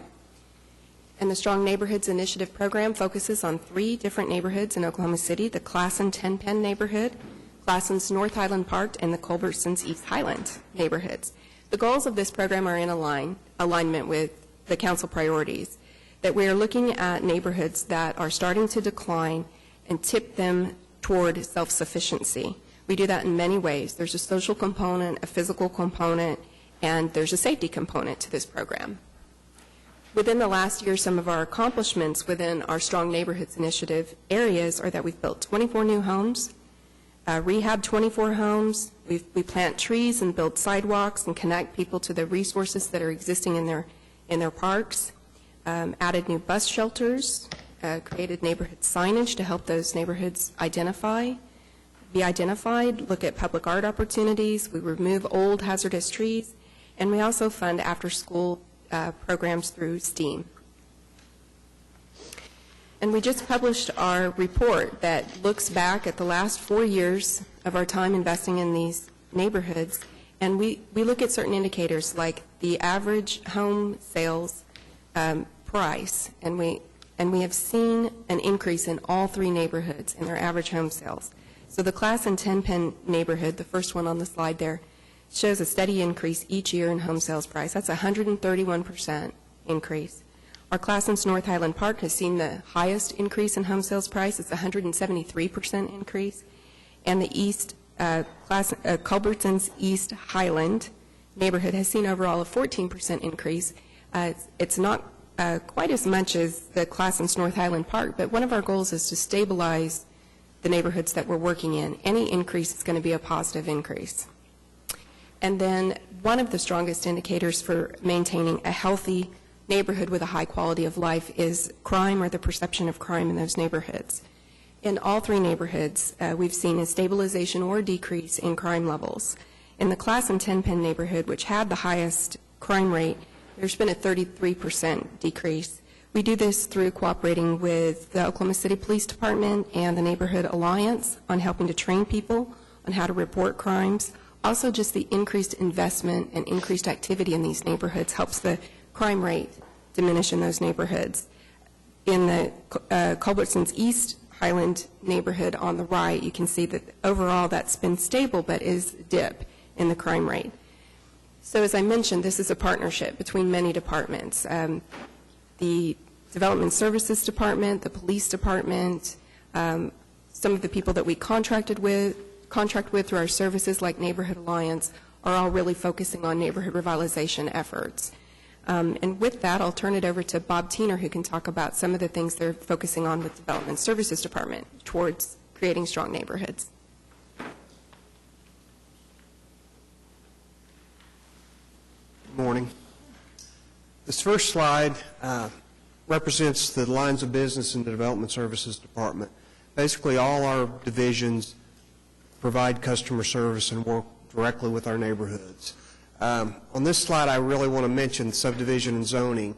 They primarily support the Planning Commission, but you also, every time you see a zoning case here, they're the staff that prepares those reports.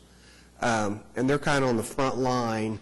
When a developer comes in with a project, they're able to talk with the developer, tell them how the process works, tell them what the expectations of the Planning Commission, and especially the council, are when they have projects. We're seeing a kind of an increase in the number of developments that are in neighborhoods or on just the boundaries of neighborhoods, and that staff can advise those developers who are really seeking those neighborhoods as their client advise them on, problems that we see, noise, parking, traffic, those types of things. And they kind of get on the front end so those developers are aware of what's going to happen. And we also see the other side. When a neighborhood gets a notice from our staff, that staff's able to talk those neighbors through the process, what the expectations are, how to contact the council people, and they're really on the front line of all the new development that we see. I want to talk a little bit about animal welfare. Animal welfare is a little bit more than just picking up loose animals in the neighborhood. We have several effective community programs. We have a spade and neuter program that's provided to any citizen of Oklahoma City. It's free. We use half of our adoption fee to pay for that program. We also have they have a pet food bank in the shelter. A lot of times someone will come in wanting to turn an animal back in or in because they can't afford to provide food, and something's gone on in their life, and we're able to provide sometimes that pet food service can allow a person to keep that animal for a couple of months or so and maybe keep it long term. And really our goal there is to try to keep those animals out of the shelter. We have several outreach programs we do. There's Animal Tales TV, Animal Tales Online, which is basically a program that was created by the superintendent that it just updates people on what's going on in the animal community, what's going on at our shelter. The Oklahoma City, the new website, Animal Welfare has a web page. We found out through the process of updating the website with PIO that someone wanting to go in and look at an animal or look for a lost animal, that's one of the biggest hits that they get on that website. And so on the front page, there's a button there, you can access that. And we take pictures of every animal that we get in the shelter, so if you've lost your pet, you can search our database. We also have an active volunteer program. We have over, really the volunteer program helps us run the shelter. If we didn't have the volunteers there to help us, we developed a program where we have webinars, training webinars, where volunteers can go online and review the different processes. Some of it's as simple as walking a dog. Others, they do other things for us. We also developed an animal welfare disaster brigade, which we haven't needed it this year, but we do have the ability to call in neighborhoods to help us if there's say a tornado. It helps us identify the animals that are missing. They'll help us store animals if there's a large number. We haven't had to use it yet, but we have over 100 volunteers to do that, and hopefully, if we need it, we'll have it. Then the Development Center, a few weeks ago, you gave them... Could I interrupt you just 1 second about the animal welfare program? How adequate would you say our current facility is? Well, we just went through a renovation on our kennels and our flooring. The problem with animals, we have peaks. We have peaks in the spring and the fall where we get, we can have over 600 animals in there. But, I think the current facility probably, especially since we've got the new kennels and flooring, has been successful. They're always telling me of things that they would like to do, and that shelter underwent a renovation in 2000. So. The reason I ask is there's a lot of conversation about if we do another MAPS program, how to include projects in it that are not necessarily on Park Avenue or on the river, that would spread out the impact of it to people that live in the residential neighborhoods. And it's occurred to me that possibility of some renovation or work at the animal facility might fit into that category, and that's why I asked the question. Is there... There would be things that we could do, yes. You've kind of already answered whether or not you think you need a new facility, which you've said you probably don't think that's necessary. But are there renovations or extensions that could be done on site there that could be, that are capital in nature, that could be part of a program like that? Yes, there would be. Another thing that the superintendent mentioned to us is maybe a second shelter in a different part of Oklahoma City. You know, this is out on Bryant and 29th Street, but, I mean, any of that, you know, another thing we talked about would maybe be a crematory for the animals so we don't have to take them to the landfill to dispose of them. But, okay. I mean, right now, things are going pretty well, but I mean, there's always things that we would look at. Thank you. I want to mention just briefly the Building Safety Month. The staff was here a couple of weeks ago and received a resolution. They partner, this is our inspection services piece of the development center. They partner with Lowe's, and they had an event a few weeks ago at the Lowe's on I-44 in May.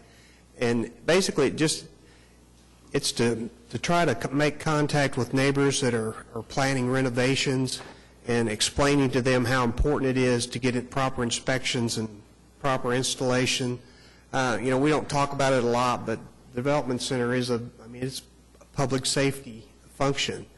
You know, it's different than police and fire, but it's really important that things are, if your family lives in the home and you want to make sure the water heater's connected correctly. So those things are important. This is kind of my go-to slide.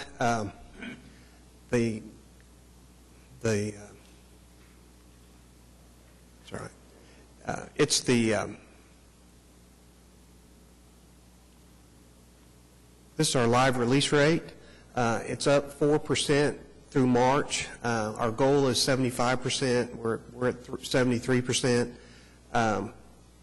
Really, everything we do there at the shelter is to try to increase this number. This is one of the things that we've been very successful at. This next slide is this is just pictures of that event where a lot of kids. We had a few giveaways there. Yeah, just trying to, if we can make contact with some property owners and they actually get the proper inspections, we feel like we've done a good job there. Next slide, I want to talk about code enforcement. They provide a lot of, they go to neighborhood association meetings. They meet with those advisory groups to help neighborhoods understand what's a violation, what's not a violation.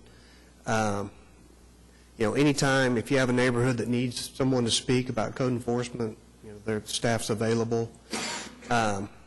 We also do a neighborhood association sign contract with neighborhoods.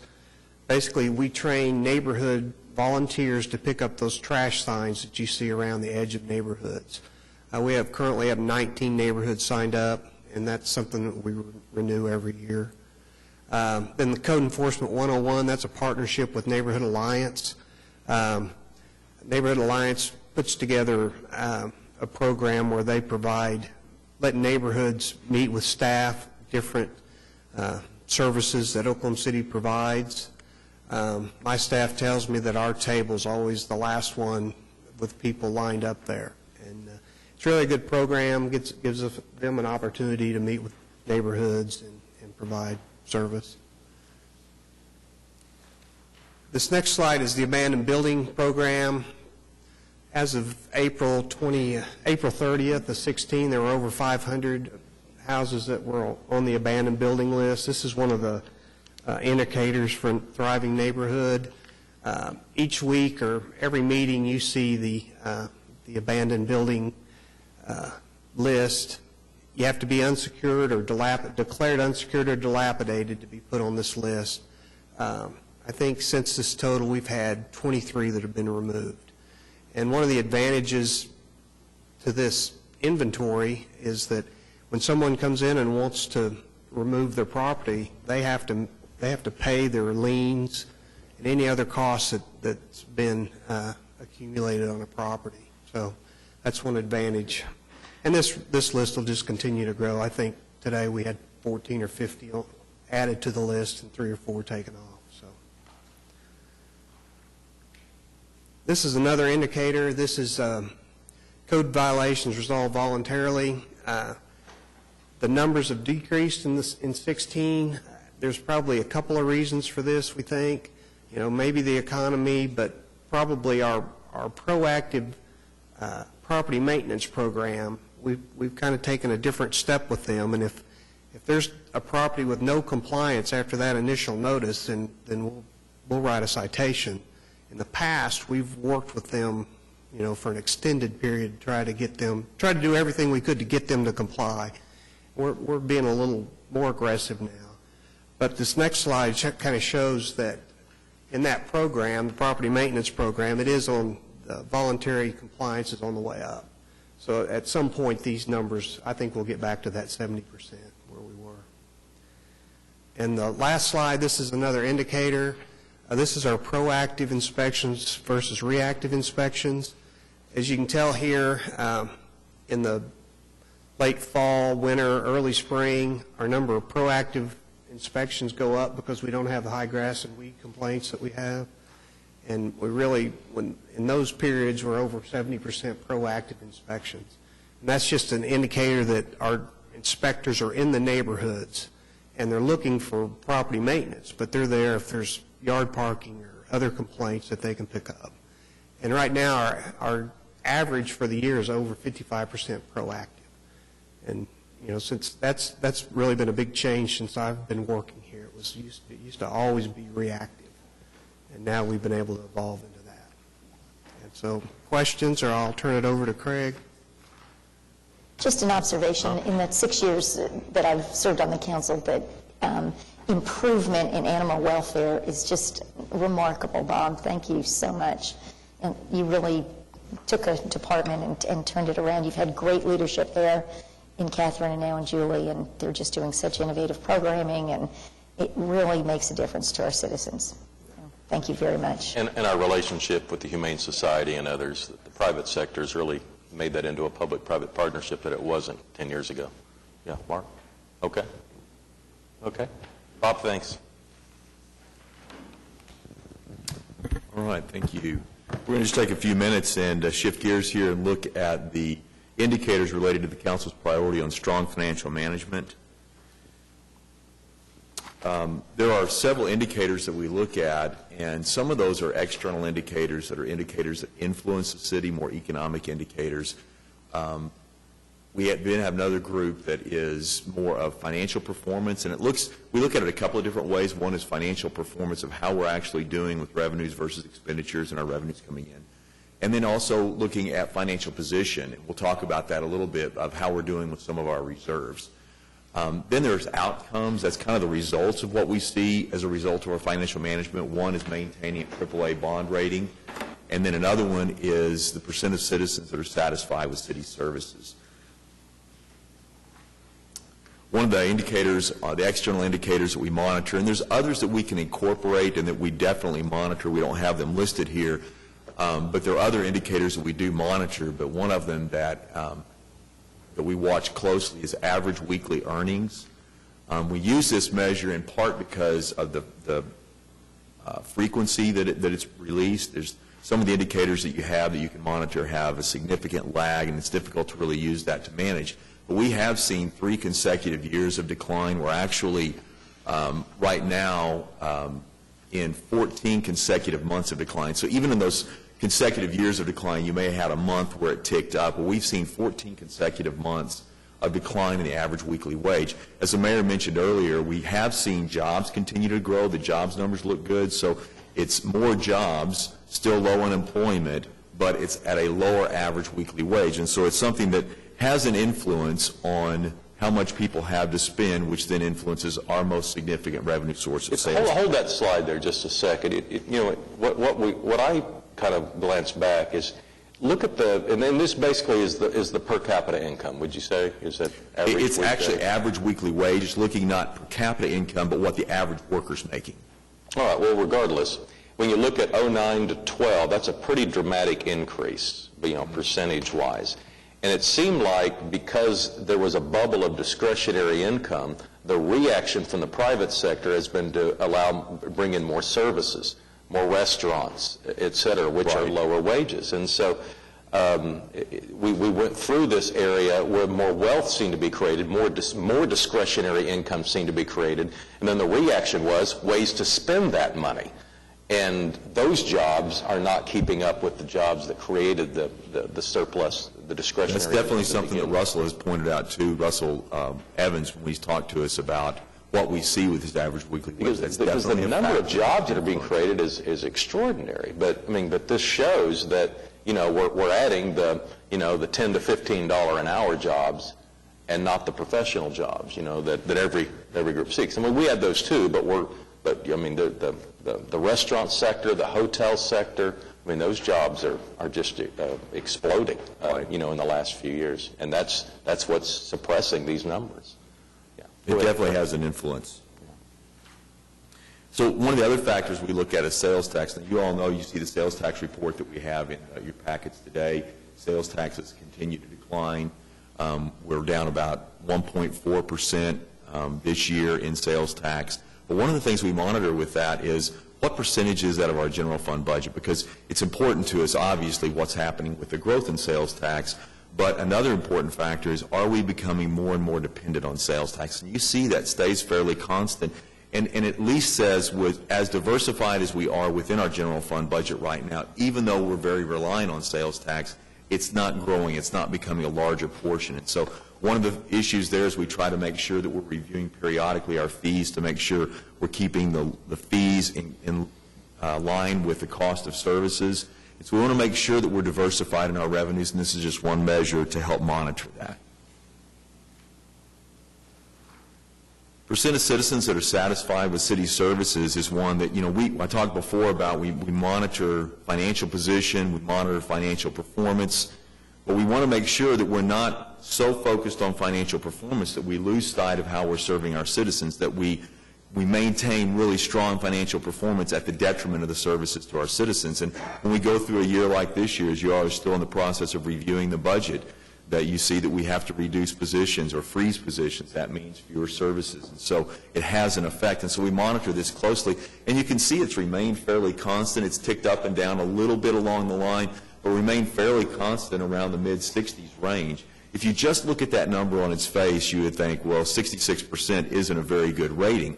The number below that is the number of the average of large cities over 250,000, and their performance with their citizens' rating on overall city services. So it's not a specific service area, but overall city services. So even though it doesn't sound like a great rating, when you compare that to the national average of other large cities, you can see it's a very strong rating that we have there. But something we want to keep an eye on to make sure that we're not losing ground in that area as we're still working to maintain strong financial management.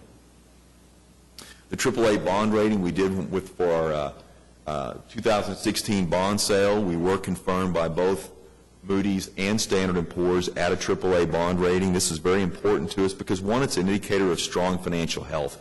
And when the rating agencies look at this, they're looking both at our financial performance in the near term, what's happening currently, but what that indicates of where we're going to be financially into the future.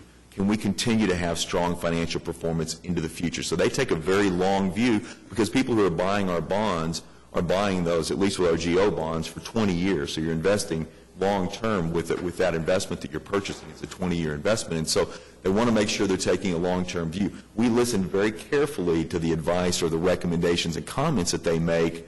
When, they don't provide advice technically, but the comments they make on their ratings, because it helps us in making decisions how we manage financially, and helps us take that longer-term view as well. It does lower our borrowing costs. Having a higher bond rating says that we're more capable in the long term to pay back our bonds. It provides additional funding for projects, helps us to complete projects more quickly with that lower borrowing cost, and it allows us to be able to use that higher bond rating to basically loan that rating or share that rating with some of our other entities, like what we did with the Arts District Garage with COTPA. It helped them get a stronger rating because of having a moral obligation behind it. That's a limited resource. We can't use that expansively, but we've got to be careful how we use that, but it is one that we can use strategically to help in other areas. Maintaining our bond rating, we also look at our debt to our net assessed value. The bond rating agencies look more closely at debt to market value. We try to focus in on both of the ratings, but this one looks at the NAV, and the reason we use the net assessed value is because that's the actual basis from which the property tax is calculated on individual property. So you can see that it's ticked up recently. Over the long term, because of the fact that we try to stay at an average of about 16 mils on our rating, it should stay relatively constant. That should keep that in check. It's ticked up a little bit recently, probably more so than anything else because of the lower interest rates, and we're able to sell more bonds, but it's not something that's a concern at all, something we expect to stay, as long as we're staying with that 16 mils, that it should stay relatively constant. We also look at pension funding status. This is one thing that the bond rating agencies are very focused on.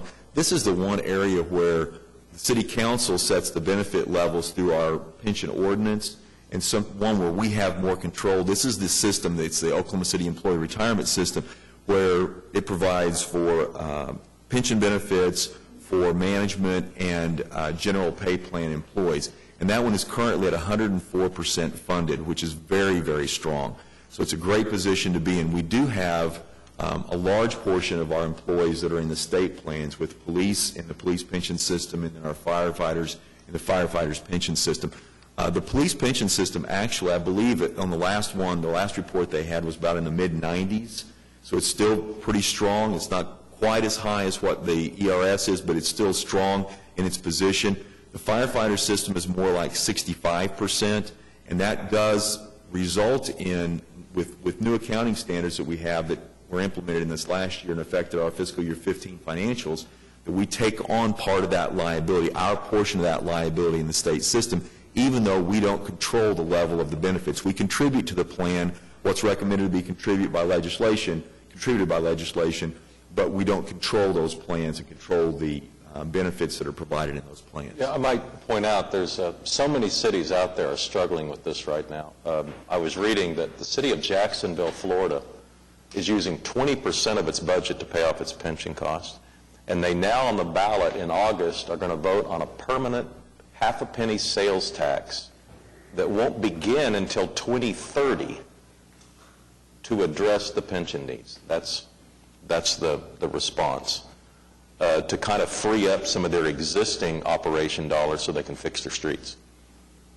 And that's obviously an extraordinary example. It is. But it's not by itself. I mean, there's a lot of major cities out there with sterling reputations that are underwater and are making desperate measures to try and address. And that's why it's so important to maintain this. And really, being in the position we're in right now, at least with this system, has a lot to do with decisions that were made years and years ago where it's been funded along the line. And it's really important to us to maintain that so it doesn't put that kind of pressure on our operating budget. You're exactly right.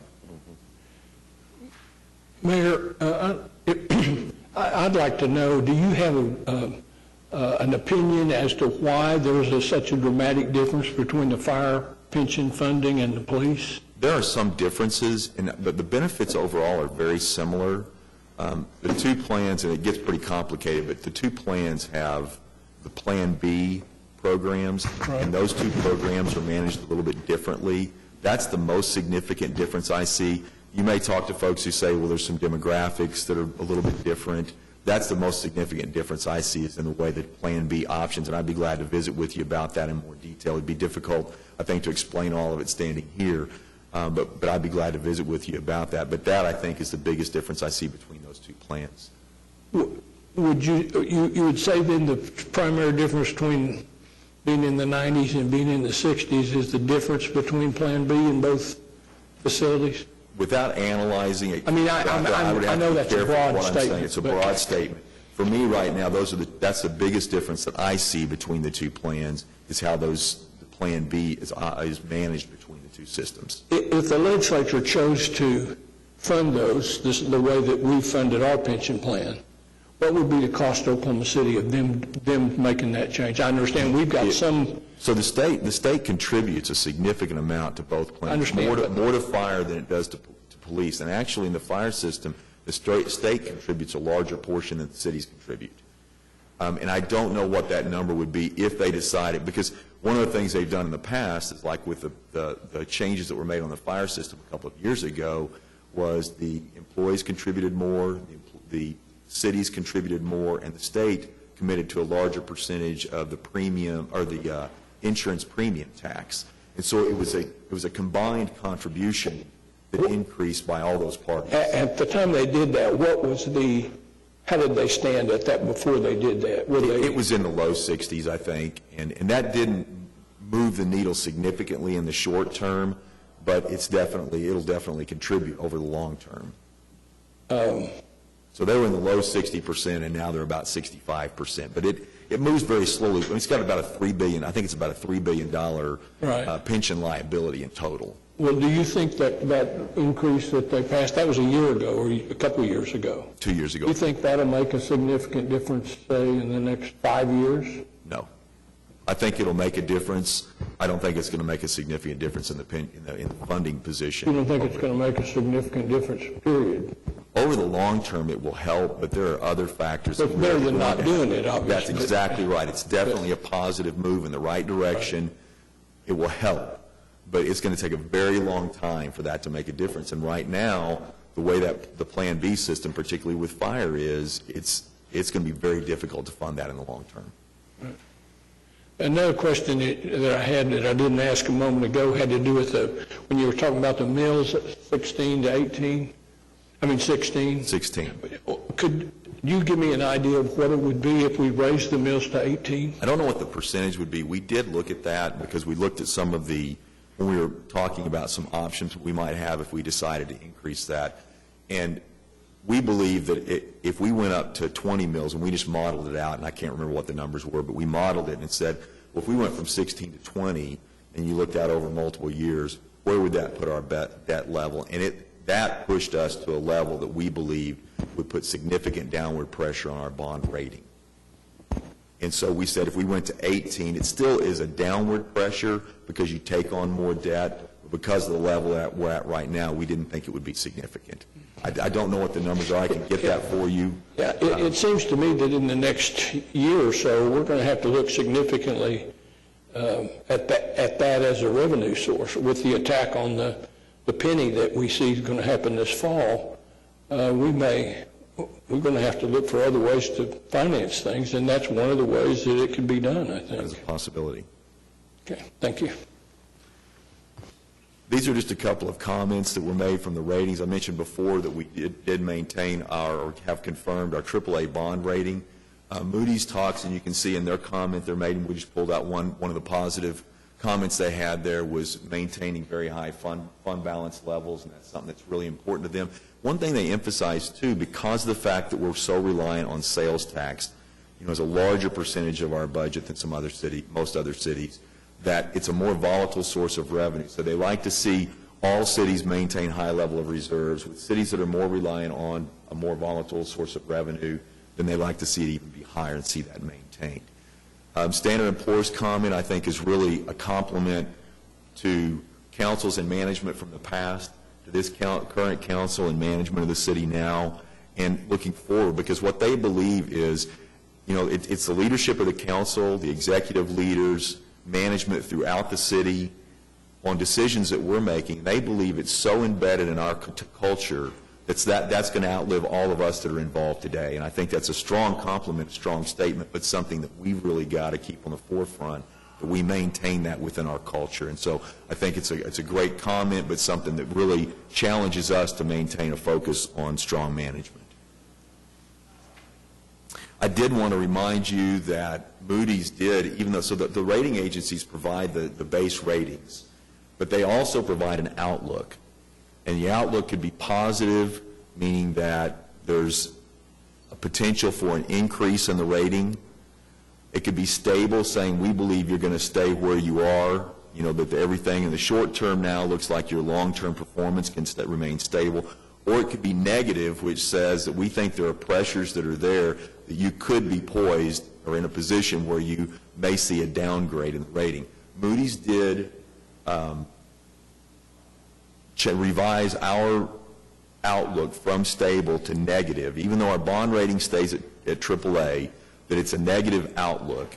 And there were some comments that they made about the outlook, and part of it is just really the economic pressures that we're under right now. They did this once before when we saw the federal government under a lot of pressure and the threat of a shutdown, and we have such a federal presence here, they put us on negative outlook. And so we've seen that before. But when that didn't come through, things stabilized, the federal government got the budget issues addressed, and we're ready to move forward. They removed that, moved us back to stable. With this right now, they're looking mostly at the effect of energy on our budget and the effect of what we're seeing within our regional economy. And so what they see is the pressures we're seeing in our sales tax, the budgetary pressures we're having in this current year. Right now, we're estimating to be somewhere around $22 million below our projection for revenues by the end of the year. And they're seeing that and seeing what influences it's having, and they're monitoring that, and that's what's really caused them to give us a negative outlook. When they look at some of the factors they think could lead to a downgrade, fund balance reduction, more than what was anticipated, so if we see a more significant use of fund balance, and they look both at your position of fund balance of where you stand and your financial performance of in the past year, how much of that did you use, how much more did you spend than the revenue that you brought in, and so they monitor both of those. An inability to close the budget gap for next year, I think we're in a good position right now, still in the budget discussions, but we have a solution going into next year. Further economic deterioration, whether it be the energy sector and price of oil, or if it be a national recession or international influences that can affect our economy, and so they're monitoring that as well, or substantial increases in debt, and certainly in the short term, there's not a threat on that. So when we look at the fund balance, and we wanted this to allow us to be able to have a discussion about fund balance, so you look at the shaded area shows what our policy is on maintaining unbudgeted reserves, and you can see it moved from 2010 to 2011, it moved from 6 to 10% to 8 to 15%. And that just sets a target for us of where we want to be, and in times when we're above that, historically, the council has used fund balance for capital improvements, particularly for streets. Multiple different areas, but particularly for streets being the highest priority of our citizens from our citizen survey. And so you can see where it's performed. What you see in the years going from 15 to 16, looking at our year-end, going from year-end 15 to year-end 16, and right now the blue line would be if we use $8 million for streets in this year, and we transfer that out to our CIP fund to use for streets, it'll take us down to about 12.5%. Okay, if we don't use that, we'll be at about 14.5%. And so it's just showing you where we would be in position of, on a budgetary basis, with unbudgeted reserves going into next fiscal year. So that looks at the position that we're actually in and how much that would be affected. One of the things I would say is this is the numbers that we used when we first started the budget, when we presented the budget to the council. More recent numbers we're looking at, I'd say if anything, I think it could be better than the numbers we're showing right now, but not significantly better, but I think it could be a little bit better than what we've got in here, but gives you an idea based on when we were preparing the budget where we believe it would be. So it looks at position, so you still see that you're really more towards the upper end, even at the 12.5%. But I think one of the issues that we'll look at in a couple of slides is how much of our fund balance we're using, which, again, the rating agencies are going to look at position of where we stand, how much we have right now, as well as performance, what happened in the last year, how much did you spend compared to the amount of revenue that you had. So if we look at the next slide, this just shows the history of what we've done over the last several years. You can see coming out of the recession and the strong effects we had from the recession in fiscal year 10 and then into fiscal year 11 that we didn't use fund balance in those years. We'd used some fund balance to balance the budget. Coming out of, I think it was fiscal year 10 when we saw the strongest effect. So in 10 and 11 we didn't, and then we had stronger performance in sales tax and our revenues did really well. So in 12, 13, and 14 we were able to use additional fund balance or excess fund balance for streets or other capital improvements. In 15 we didn't, and then starting off in 16 we passed a budget amendment that it authorizes to move that money out into our CIP fund to use for streets, passed a resolution to approve that. And we have not moved the money out yet. Public Works has continued to work on the projects to get prepared to be able to move forward, but we have not moved that money out yet, and we just wanted to be able to have the conversation to make sure that's the direction we want to go, and just to caution that Moody's not only had us on a negative outlook, but they also said they're going to come back after the beginning of the fiscal year and reevaluate. This is something that's unusual. They don't normally do, but because of the unusual circumstances, they're going to come back and reevaluate our position, how we finished the year, how our budget looked, how much reserve we had to use. And so that's something that we just want you to be aware as you're making that decision, making sure you're giving us direction to go forward, that we know what the potential implications are there. We don't know how they will view if we use the funding for streets. We don't know how they will view that or how they will respond to that, whether or not they would downgrade us, but it's something that would put more pressure on a potential downgrade. Craig, did they also look at the deferred maintenance built into your infrastructure of your city? In other words, it's definitely something that they're interested in to make sure that you're taking care of what you have. Yeah, so if I would suspect that if you moved money from a fund balance and, spend it on something that was gone, then they would look at that as a negative. But if you're investing it in the infrastructure and raising the level of your infrastructure, they'd have to look at that as an investment as well. My words, not yours. I think you're right. They definitely see that as you're using fund balance if you are using in the right way.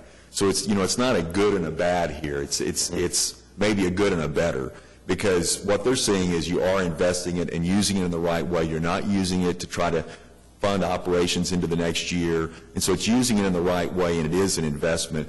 I think they also look broader to say, well, what are you doing with your general obligation bond program? How much are you putting into your infrastructure on an annual basis? So they look at all of those factors. But it's something that I think, while that piece of it would be positive, I do believe that because it's an operating reserve, it's a reserve that's there to protect us when we see a downturn in the economy. I think they would see that more negatively, if you were to ask my opinion, because of the position of how much we would have used in a given year. And I think this slide shows that of if it's using right now what we're projecting that we'll use without the additional funding for streets, it'd be about 17% of our fund balance would be used. If we use the funding for streets, the full amount that we have approved, it would be about 28%. Mayor. All right. Yeah, Dave. Just a suggestion. Could we contact OCU and Dr. Evans to see if they could do kind of a mid-year update as far as the economy? I know they were here back in January, but I think things have changed somewhat. I think oil prices have stabilized, and we're not in that downward pressure like we were back in January and through February. But before we took action, at least see if they could provide us any additional insight. We can do that. Craig and Doug have lunch with him monthly. Monthly. But they have information that we can provide as to how he sees it. We can certainly do it. And I think it's definitely it's more positive where we stand right now. I think what they've still continued to say to us is that when they look at kind of their outlook, they think our sales tax projection is reasonable, where we have it going into next year at about 1%, that they believe that's reasonable.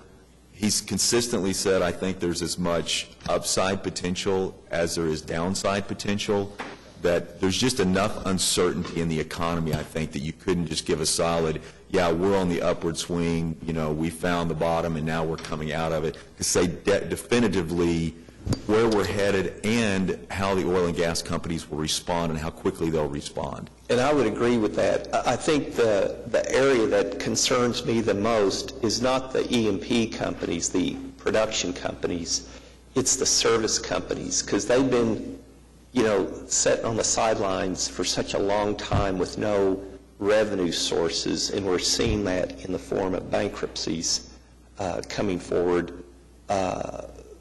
If prices could just get up another 10 to 20%, I think we'd see that industry get back and being utilized more, and that has a lot of benefit to us. One, it creates pretty good wages for that industry, and it creates activity that can generate sales tax for us as well.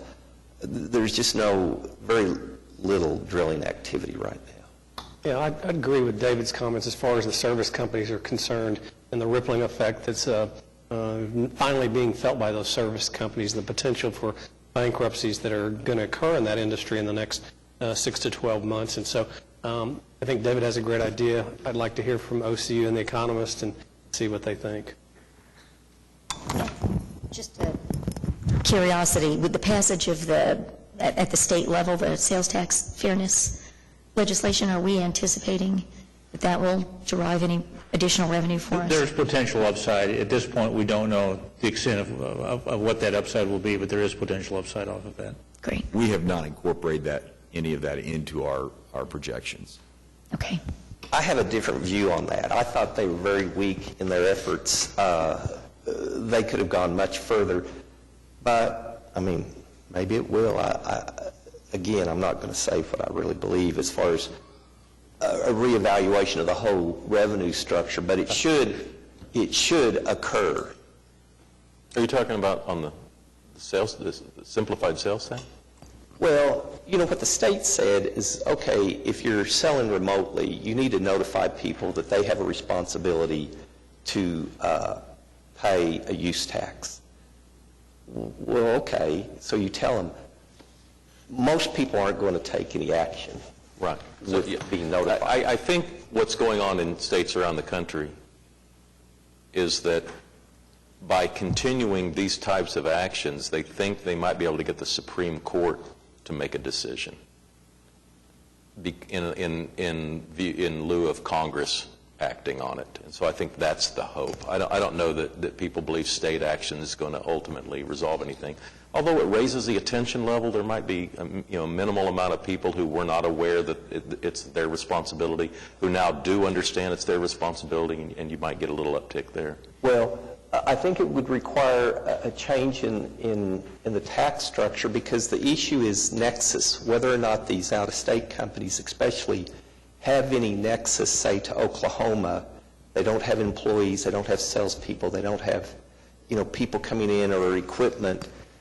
I don't think a court could decide, hey, that's a bad concept, the concept of nexus. That's too long-standing. Now, they could. I mean, we've seen some pretty dramatic changes in the Supreme Court recently, but if they were doing it correctly, I don't think they could get to that point. I think they would review the Quell decision from 1992.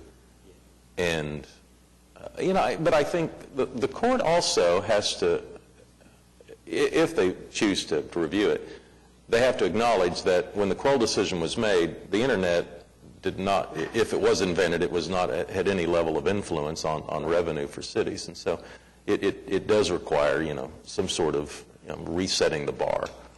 I agree with that, Mayor. And the frustrating part is that your major retailers, online retailers, Amazon, even Walmart, they've agreed to it and they support the concept. There's no opposition other than certain members of Congress who say, oh, we can't have a tax increase, regardless of whether or not it makes sense. They're just stuck to that motto of no taxes under my watch. Yeah. So my impression of the state level was that they made it so burdensome on the retailers in having to report annually, what you purchased online, that they will actually just go ahead and collect it rather than have to report. And that might improve our collections a little bit. I'm trying to be more Pollyannish than David is, but I'd like to hope that it works a little bit. All right, Craig? And that's all we have here, and just wanted to make sure that we have the information in front of you as we make sure that we have the right direction going forward with what we do with the fund balance at the end of the year here. All right. Questions for Craig? Thanks, Craig. Then we have the city manager's report. Craig did touch on the May check and our overall status of sales tax collections. So the May check was down 2.9% below last year. Overall, we're 1.4% below last year in sales tax collections and about 3.5% below our projections, because we projected about 2% increase, 1.9 I believe, as we went forward. So it is where we are. The May check does not affect or cause us to modify budget projections for the upcoming year, and we do expect to get the June check later this week. All right. Any other comments from council on the city manager reports? All right, citizens to be heard. Has anyone signed up? No. All right. Did you sign? Okay, come on forward. Thank you, everyone. How's it going today? I'll ask people to keep their comments to 3 minutes or less. I need more than that. I ain't seen y'all in a while, Mayor. My goodness. Again, I'm Michael Washington. I reside at 2800 Northeast 29th Street. I'm here today to talk about this almost felonious practice that the Alliance is engaged in with respect to the discriminatory practice of lending money to basically European companies and businesses on the northeast side of Oklahoma City. My review and from documents that I received from that organization, private organization, what have you, over the past 3 years, I've done studies for the northeast side, and for the most part, even though we try to give Mr. Pettis credit for revitalizing so-called blighted areas, those were projects were already into fruition prior to his coming into in office. But anyhow, I'm concerned that this is a racist practice going on with this private entity in which you people yourself approve their actions and yet may not know actually what's going on under the underlying facts of what they're actually doing. Now, for the most part, let me say that I know this Northeast Shopping Center. Brother Washington, I'm going to stop you right there. Hold up now. Y'all have a right to speak, Mayor. Now, how I have a right to speak? What's going on here? Go ahead and finish. Thank you. Thank you. See, that's exactly why we don't want that guy on the northeast side. He likes to run his mouth more than anything. But anyhow, let me finish. Again, on the northeast side of Oklahoma City, I know nothing but 3 Europeans. Again, I love everybody, so that's why I call them Europeans. Again, on the Northeast Shopping Mall, a so-called Charles Shadid, the Alliance approved money for his project for more than $2 million. Then you also have this gentleman with this Woodson School District who was also approved for monies on the northeast side with the I don't remember his name right now. Then you also have another project that has been approved for the Buy for Less store on the northeast side of Oklahoma City. But not one time have I seen our so-called, let me get back, I'm a little irritated. Not one time have I seen Mr. Pettis even come out and speak on behalf of African-American companies and businesses on the northeast side of Oklahoma City. Okay? And that's why I said I'm needing someone from your office to further look into and investigate, which I'm sure you can prior to approving with the power that you have, which everything must come through you for tax increment financing programs that's going on. Okay, let me say one more thing. I've even asked for my nonprofit organization, which is Empower People Inc., where our motto is change your world and your world will change around you. And you know what they told me? Well, we don't practice that type of loaning to private entities like yours. I said, well, man, I'm a social nonprofit program that's designed to uplift my community, which I do live and practice in blighted areas that you said your tax increment finance approved. Now, if that's not discriminatory, how are we not using taxpayers' dollars in a discriminatory manner that you people are approving of? That's what my point is right today. How can you say, I'm going to give taxpayers' dollars to basically, quote unquote, my friends who I've been dealing with over 4 or 5 years, but I'm going to exclude yours, and yet my taxpayer dollars comes when I buy an extra loaf of bread or buy a can of pop? How can we do that? That is clearly a denial of due process. That is a violation of equal protection under the laws, the constitutional laws of the United States and the Constitution of Oklahoma. Article 2, Section 7, no person should be deprived of life, liberty, or property without due process of law. Right. So I'd like to know what steps I can take to have your agency to investigate this private entity. Michael, thanks for coming down. All of the issues you brought up are part of a very transparent process. As you know, you're apt to get all the information you need. I do have it. So how do I present it to you so I can present it? I'll show you why I see it. And we're adjourned. Have a good day. Thank you so much, Mayor. It's always